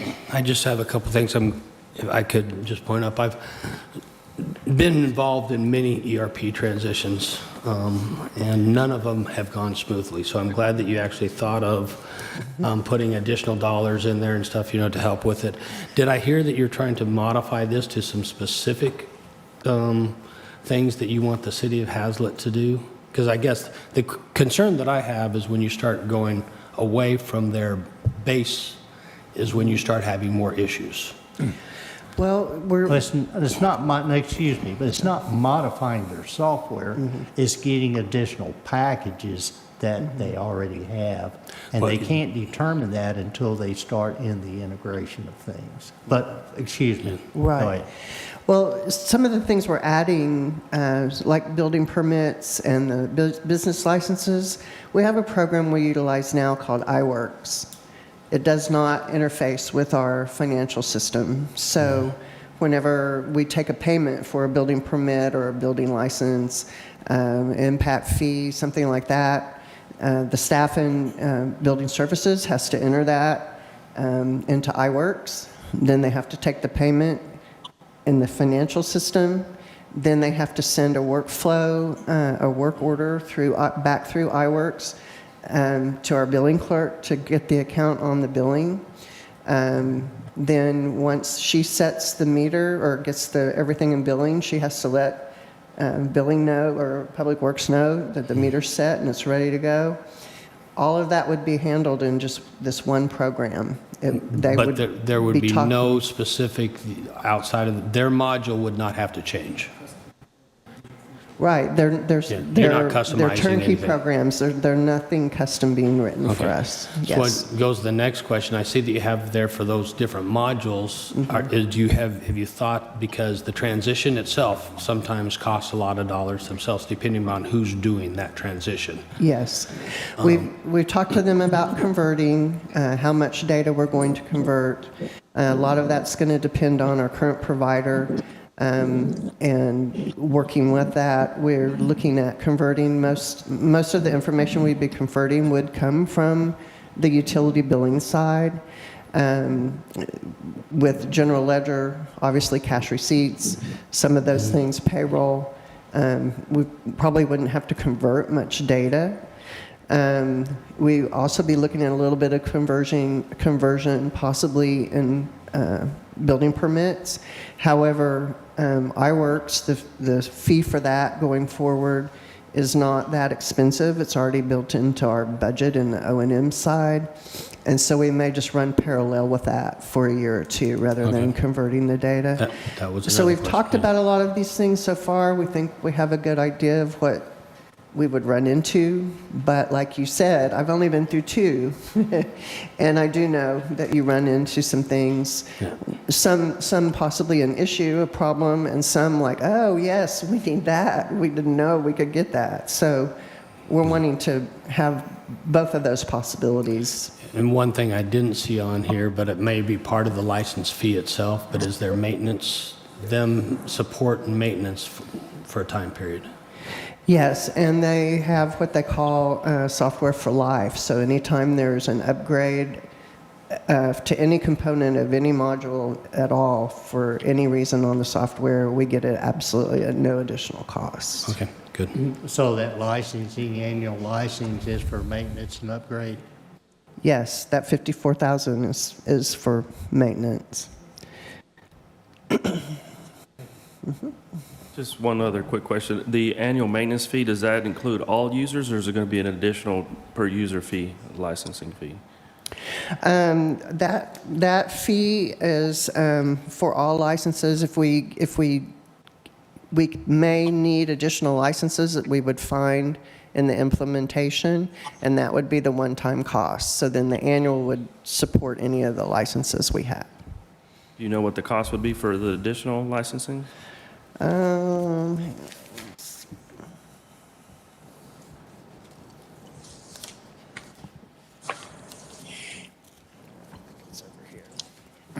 Is that with regard to additional modules that you haven't, that has not been identified as of yet? No, those would be more than likely user license. Is that what you're Yeah, asking about? that's what I'm asking, because, Oh. Okay. you know, with like A my, seat license, is that what you're? Yes. I'm not sure what it's called, but I know that if you're at a corporation, each person that uses Yeah. Outlook or whatever program you have has to pay a licensing fee for each person.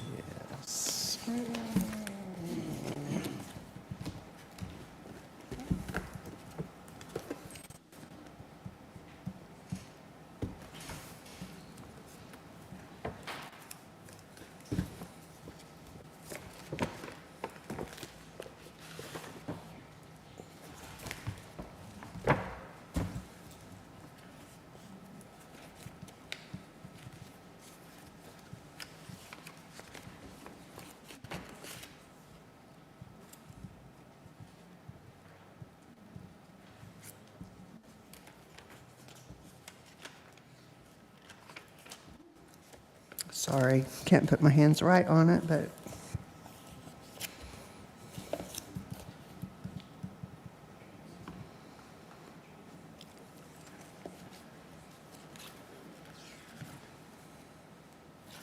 It's okay. I think just as long as you're aware of it and it's not like a huge fee for Yes. additional users. we But you know that there is a fee if there is going to be additional Yes, users, right? when we were going through the demos with each company, we had staff represented from everywhere. And so we determined at that time how many licenses we thought we needed, which included more than we currently have. And so there is a cost to add. I want to say it's maybe $1,000 at the most to add another license, but it's in the proposal. I just have to go back and look and see. Do I you can know- send that to you. This 54,216, Mm-hmm. how many users? That's what I'm saying. I don't remember the number. I would All have right. to look it up and get back to you. Okay, but it does include multiple users, and if you add additional ones, then that's where you would pay the additional fee. Yes. Okay, thank you. Yes.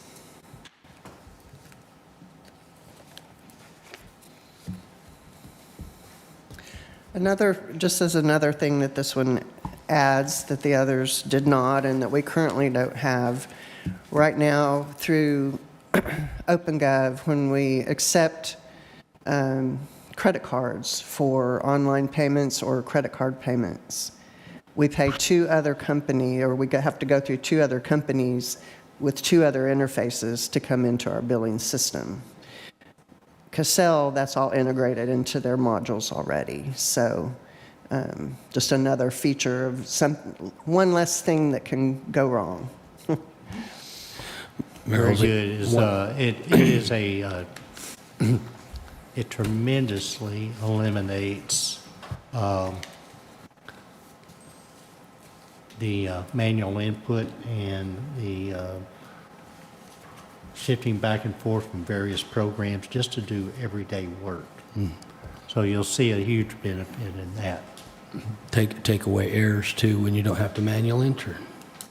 Yeah. So, hey, I've got one last question on the budget side. We allocated 300K in the capital outlay. Is that 300K included of, did we also still have the $46,000 annual outlay for the license fee from CityWorks? Or is that 300K including the 203 plus the 54? Or did we have a separate line just for the annual license? We have a separate line item in the budget, in the finance budget and the public works budget for what we have now for OpenGov. And then in the building permits, they have a separate line item for their iWorks. So if we completely, did a line in the sand thing, you'd have the 300K plus the 46K that you had for the iWorks? Yes. Okay, thank you. Mr. Watkins, do you have any questions? No, sir. Everything's been answered. Very good. All right. Unless you have any other questions, I would entertain a motion, please. Mayor Holsey, I'd like to make a motion. I'd like to award and authorize the mayor to execute a contract for the Enterprise Resource Planning System accounting software with Cassell LLC. Motion is made to award and authorize the mayor to execute a contract for an enterprise resource planning system accounting software with Cassell LLC. Is there a second? I'll second, but can we add the not to exceed 204,000? Yes. Will the motioner accept that change? To add not to exceed 204,000. Do we want to say not to exceed if we had 300K in there already, if we have any overs that we need to address? Why don't you make your motion as you would like? I was just going to leave it exactly the way it was because... At 300,000? The 300,000, yes. So to clarify your motion, would you restate it? I award and authorize the mayor to execute a contract with Enterprise Resource Planning System with Cassell LLC as presented. And at what price? The funding source says 300,000. At 300,000, not to exceed. I'll second that. There is a second. Any further discussion? All in favor? Mr. Watkins? Aye. It's unanimous. Thank you, council. Finance you. Department thanks you. Yes. Public Works thanks you. Thank you. Building Services thanks you. Item 7F. Thank you. Consider an act authorizing the mayor to execute a contract for Federal Appropriations Council. Mr. Page. Yes, thank you, Mayor. Approximately a year ago, the City Council appointed the attorney Stephen Simcox to represent the city in obtaining grants from the federal government. Since that time, Mr. Simcox has left his previous firm and moved to a new firm, Stinson LLP. How things work when the city hires attorneys, they don't hire individuals, they hire a firm. And so because he has left the firm, even though we will be using the same attorney, Mr. Simcox, we just simply need to execute a new engagement letter, a new agreement with Stinson LLP to continue our services with Mr. Simcox. And so that's presented for you all to approve tonight. Everything else remains the same as far as I'm aware. It's already been budgeted, and so nothing else changes. This is simply a formality because he has left his previous firm, and we have to have an agreement with his new firm. The fee is the same as the previous agreement, $4,100 per month, plus $800 annual registration fee. Mayor, you do have a speaker on this item. All right, I do. Yes. And yes, please, if you would approach the podium, state your name and address. Joette Keene, 1410 Poppy Drive. Thank you. I just have a couple thoughts when I saw this. I know this agreement was important because we had the appropriation that we wanted to do for the farmers market, which actually, we know, hopefully, we will receive those funds eventually. And we were successful getting it through all the other steps, waiting for Congress now to approve it. However, do we have more? Will we need this person if in fact we get those funds? Do we need this person to act on that, or would Attorney Page be able to help us with things? Is this lawyer necessary, I guess? It's $50,000 we have budgeted for this. I just had some questions about that. So I'm just not sure what the necessity is. Is the $4,100 per month, is this person doing anything? Is that a retainer? Do we have things that we're planning to go forward with for more appropriations that are perhaps in the works that you guys haven't discussed? I'm just questioning whether it's really necessary. That's all. Thank you. Very good, thank you. Any other speakers? Okay, very good. Mayor Halsey? Yes. I do have one question. I know that we said that we're not changing the budget, from last time, but I see that we're taking it from the contingency. If this is going on the same thing, as it's not part of the budget yet, is this something that's going to be year after year, and should we be considering it as its own line in the budget? It should be considered. There are appropriations being considered right now, appropriation request from Congress. And so I would encourage you to do that without their expertise. And also in that is they know these congressional offices personally and act as a lobbyist for the city, along with the expertise of how to pursue the projects or the fund request. Did I answer your question? And so in the following budget years, it'll be proposed to the council, and the council will make a decision. Go ahead, Mr. Because I was absent at this meeting and it was discussed in executive. So was the original 50,000 taken out of contingency to begin with? It doesn't say in the minutes, so. It was. It was. So this is not an additional cost. It is just continuation with him moving different firms with the same person for the same amount that was approved at the 2/20 meeting. Yes. Okay, 2/20/24. Yes. Mayor, my question is regarding what we approved in February of 2024. We were trying to get this into the appropriations because our state representative, Kay Granger, was head of the appropriations at the time. And what was presented to us was we have a real shot, since she was looking for, quote, proper projects in her district, to prioritize that. We thought this would be a real good opportunity for the city of Hazlet to get these funds. And so we hired a gentleman to help push this through.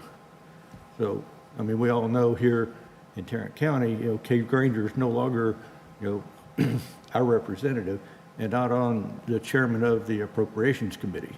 So what do we feel, our opportunity is now with the appropriations group as a whole? Very good. And that our current congressman is Craig Goldman. And Mr. Simcox has met with the congressman and his office directors. and are aware that Haslett will be forthcoming with another request. Okay, so our initial request, really, it ended in the 2024 budget cycle of our U.S. Congress then. So there's a new It request is in that would the have to be drafted. 2025 budget cycle now with the last week's passage of the congressional resolution, which extended the federal budget for 6 months, was that resolution. Now, the next step is, now all the funds from the appropriations in which Haslett is included, their appropriations request is in the bill. Congress still has to have a floor vote on the appropriations to confirm the expenditure of those appropriations. And I think it was a month ago, we reviewed that, and Mr. Ricketts, you made the comment, well, that funding is only 2.7 million, and our request is 2.3. That was 2.7 billion. So that Haslett's request is in that 2.7 billion. It just has to go through the formality, and I can't tell you when. I think everybody here or anybody who is following the federal budget discussions is aware, but we have not been informed that there's anything subject to removal. But as we know, anything can be subject to removal. So it hasn't been approved or denied. I'm confused. So it's sitting. 2.7 billion has been approved, but there are multiple agencies within all the appropriations. That 2.7 is within just the, I'll say, community development aspect of appropriations requests. Then there's transportation requests. There are many other categories where appropriations can be asked for. The 2.7 billion is just a very small aspect of that overall appropriations, congressional appropriations.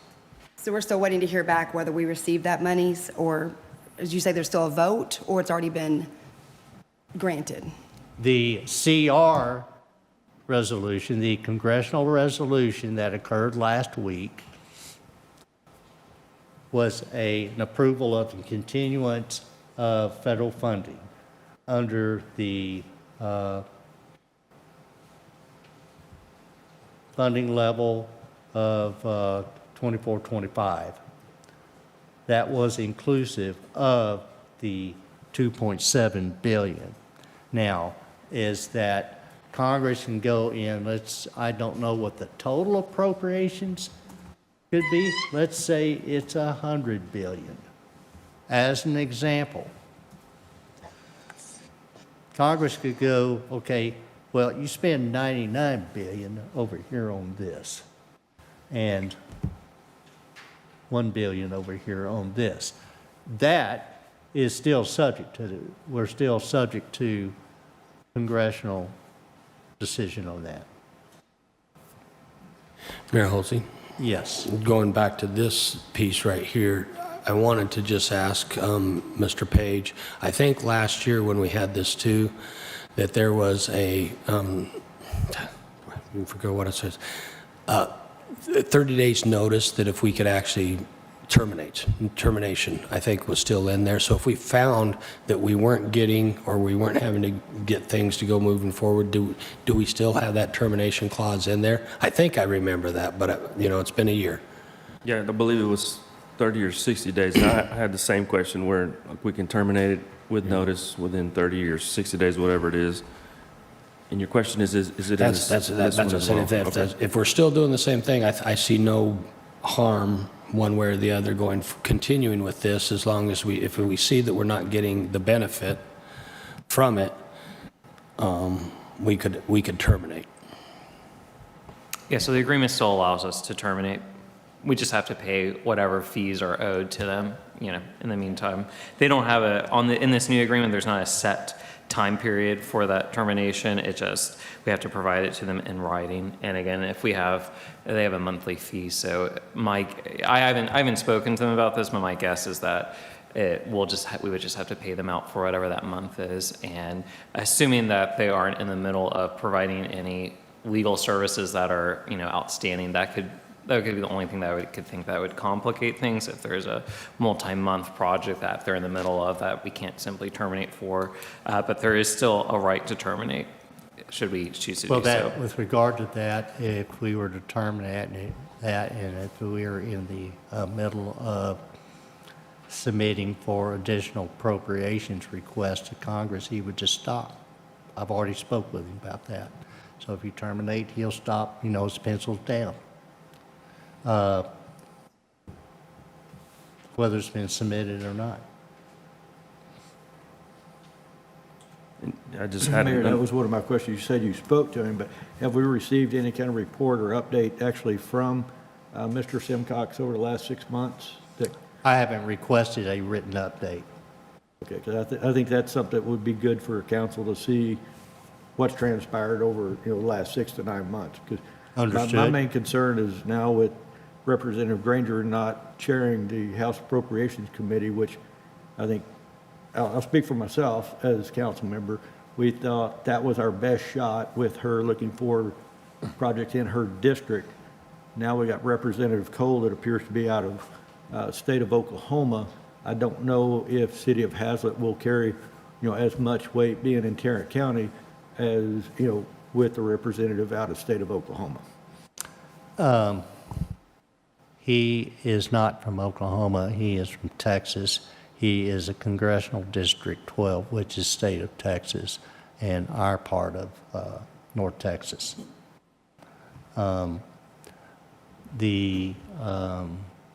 Understood about the written report. We can certainly get that, and he'll be happy to do that, to give a status where that is. Yeah, I just had same. With regard to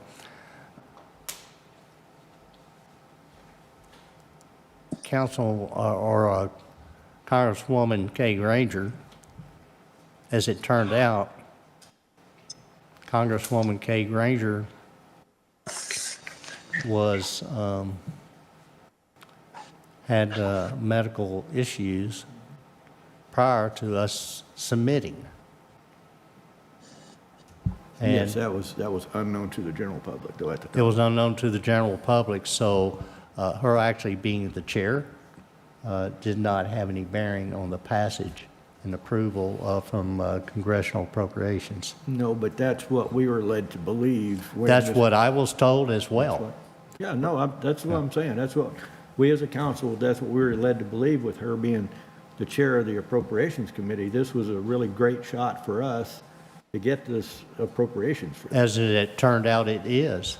I mean, it was. And it's just, this is the final aspect with Congress. Okay.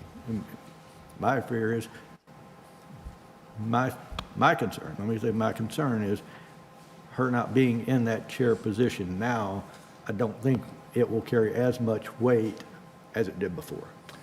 And possibly so. We might be on even playing ground, and it depends on the quality of the project being requested.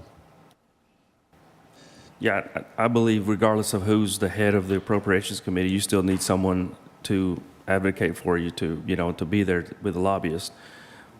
On the other hand, we also want to know what they're doing. Like they said, he's gotten this approved. We're just waiting on further votes or further approvals. So maybe a list of what other things he's going to be working on to justify the $50,000 a year fee. And then the other thing is, if you would please confirm, Jeremy, is it 30 days or 60 days before we can give the notice of termination? And if this is approved, then we would have to give this notice to the other company, the current company that we're with, even though that this gentleman is not with them anymore, correct? We would need to check on the previous contract, but since that firm is no longer providing legal services to us, that agreement very well may have already just terminated by the very nature that that this attorney has left and has moved to a different firm. That the old firm is not representing us anymore, and so if we haven't already terminated with them, we'll be able to do that. Again, with the new contract, there's not a specific time frame, 30 days or 60 days. Instead, it just requires us to pay out whatever is owed to them. And again, as the mayor said, if they're in the middle of doing anything, then they'll cease work immediately, and regardless of where they are in the project, potentially. So again, there's not a 30-day or 60-day termination date set out in this contract.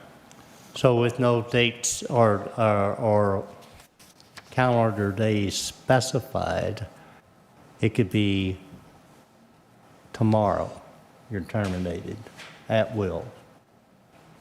I mean, I think you should And put a then- date in and- it because, just for that reason, let's say it's a day before you have to do the next payment. Is that going to be acceptable to them? Well, it's not in the contract, so it has to be acceptable. Okay, But we can stipulate that, we can, you know, and just go back with the, ask that you approve this with stipulation that we write in a 30 or 60-day termination. Who, if anybody is prone to make a motion to stipulate that with a 30 or 60-day termination, you know, letter. Well, Mayor Holsey, you made me think a little bit longer too, because this is a federal lobby and law based upon it. There's federal acquisition regulations on termination for default, termination for convenience, and it's all written already in the federal acquisitions that you have, you know, based upon the type of termination, exactly what you said. Well, these folks have nothing to do with the federal government. Okay. This is purely a private firm. I had another question. How much have we paid so far to this Mr. Simcox? And, well, it's been approximately, well, we've had them for almost a year, so just under $50,000. It's been $4,100 per month. So we did start in March of 2024? About that time frame, yes. So aren't we, so we are, so it was 11 months ago, that is 45,000. So if we do approve this, we are, I guess, saying we're going to pay an additional 50,000, correct, for the rest Well, of we're the just year? budgeting for the entire year, but if we get in, you know, so the council approved this and you're 3 months into it and council goes, you know what, terminate. Then you're out, $12,000, $15,000. For those couple months, okay. I guess it brings up another quick question I just thought of. When did Mr. Simcox leave his firm, and did we pay the firm or did we pay Mr. Simcox? We paid the firm. You know, I'm not familiar with this attorney's services. No, so I I'm couldn't answering answer. that question. We paid the firm. So if we paid the firm and he left 4 months ago, I guess when did he leave to go join this other firm? Approximately a month and a half ago, 2 months ago at the most. So has he been working for us those 2 months, or through his new Yes, position he has? he's continued working for us without a contract. So he's, you know, he's committed, and But the firm that he represented beforehand was collecting the money and not paying him for the work that he did. he has, he was an employee of the firm. He's made a move to the new firm, of which he is now a partner of that firm, specializing in the same work. I understand that piece. I'm just looking, if he was gone a month and a half ago and we're at 45,000, and we paid this firm that additional money, they're collecting the money without performing any work.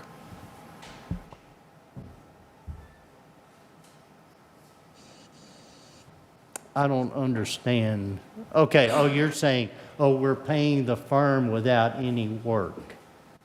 Without any work If we're product. paying the firm and that firm's not in turn paying him because he left a month and a half ago, do we about $10,000 that he's doing work, but we're paying somebody else for that? I understand your question. I don't believe that has occurred. It's been probably more than a month since we have had an invoice I'd have to look. from Barnes and Thornburg.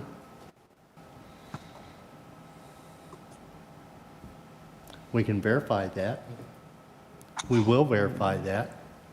Yeah, it's because we would not want to pay, double twice for the same level of services. But and that may very well be that that Mr. Simcox has some sort of agreement with his old firm that he's still collecting that money and whatever it may be. But again, that's not going to be something that we would necessarily be a part of, but we would want to make sure that that Mr. Simcox is not expecting to be owed funds for money that we've already paid to his previous firm for this work.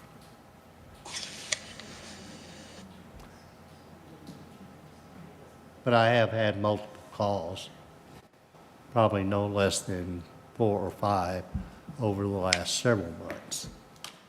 Like, I guess my question is, why wouldn't we stay with the current company and they have someone else represent us instead of moving with him? Like I said, I was not present at that meeting, and I went back to listen, but it was an executive. So I'm a little behind the 8 ball here. Because he's successful. He's what? Successful. Successful, okay. Oh, did he? And I would not know of any other firm to pursue. But out of this $50,000 retainer, he knew how to, knowing the congressional office personnel, knowing the Congress people, both in their local office and their DC office, is a great advantage. They have a relationship, working relationships, and of which Mr. Simcox does. And that would, and plus, he was successful. The last payment we made was in January. Okay.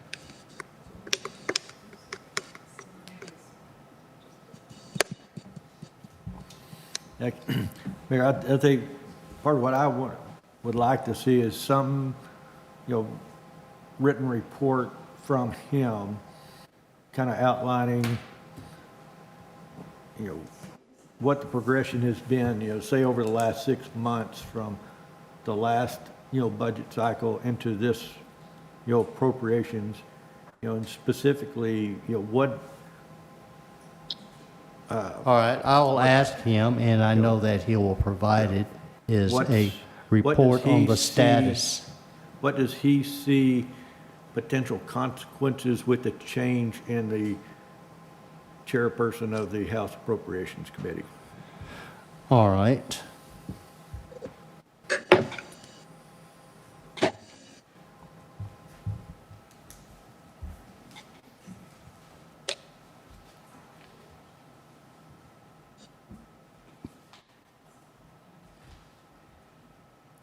I have it down.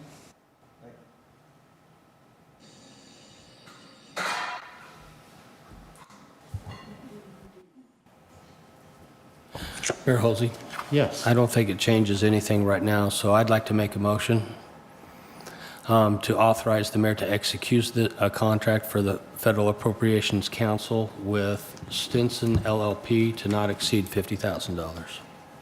Motion is made to authorize the mayor to execute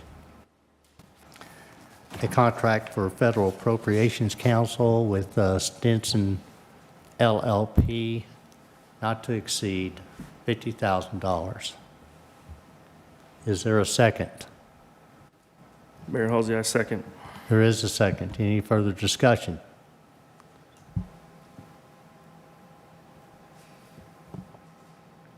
I don't know, I want to ask this. What I'd like to, we follow through with this vote, is can we put this back on a future agenda item to review once we get, his written report? Since this is basically a month-to-month contract that we're running with him with. Yes, we'll put it back on as a status on the appropriation request.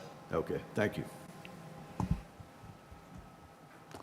So the motion's been made and seconded. Any further discussion?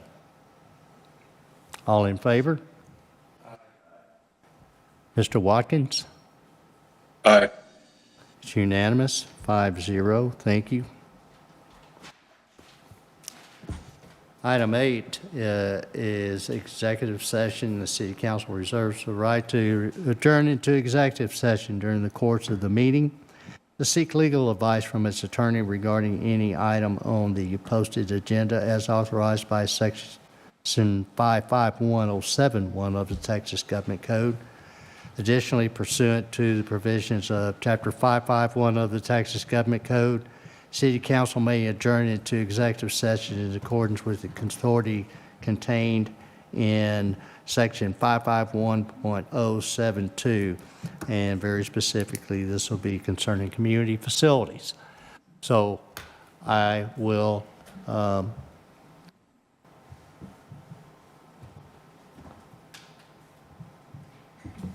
what's the word I'm looking for? Suspend? Adjourn? Recess. Thank you very much. Recess the open meeting at 9:16 p.m. And if you will meet me in the boardroom in 10 minutes, which would be 20:26 p.m., we will pick that up and have our executive session and be back promptly. So we are recessed at 9:16 p.m.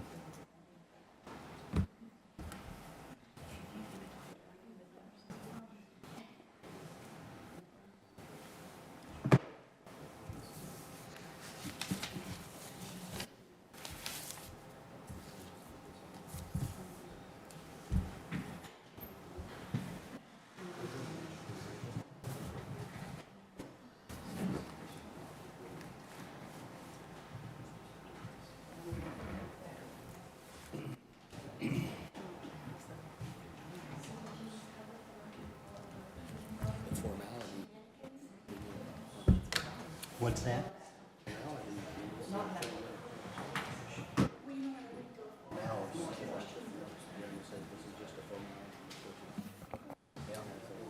Well, I think, getting a monthly report like you suggested will help all of you. Paying $50,000 just got me $2.2 million Freebie. That's a really good turnout investment. But it's still to be true. Oh, I know that's I'll be in court tomorrow, but anytime. Okay. Maybe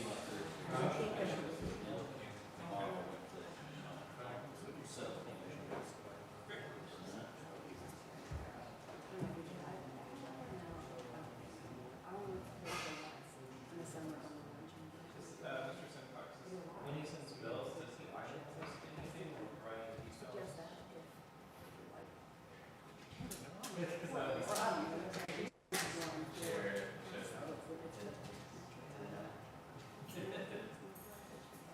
Hey, Mike, no, ain't no cutting out, buddy, we're not done. What? Yes, yes, you are. I'm not looking for any of those things, man. I see agenda items coming up that got your name all over. No, I really don't think so. Appreciate you, man. Yes, sir. Even though we're on Avenel Hazlet Road. Yeah, that was even, all that got approved like right when we got brought in. I was sitting there looking at that, I was like,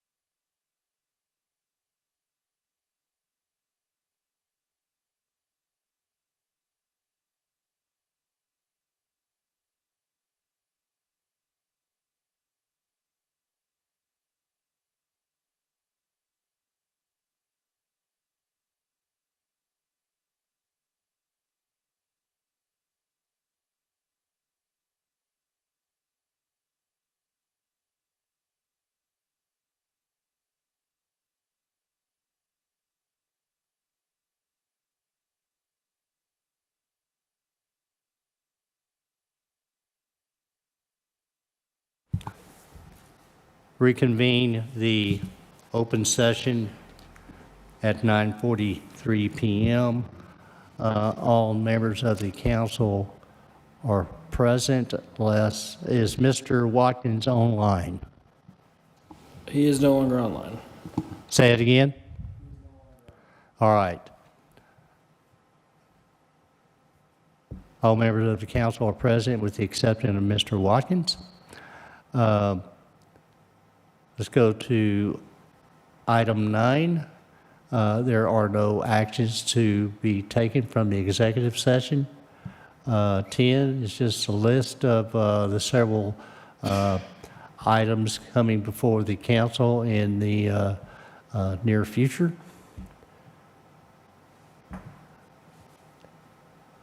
Item 11.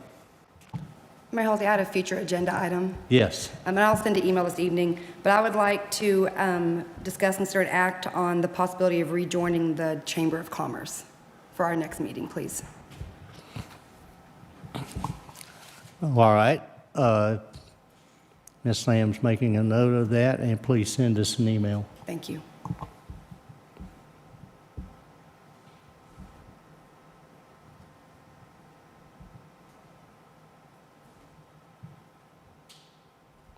Council, do you have anything else? Mayor Holsey, I move to adjourn. Motion is made to adjourn. Is there a second? There is a second? I'll second that. You seconded? Very good. All in favor? It's unanimous. Thank you, council.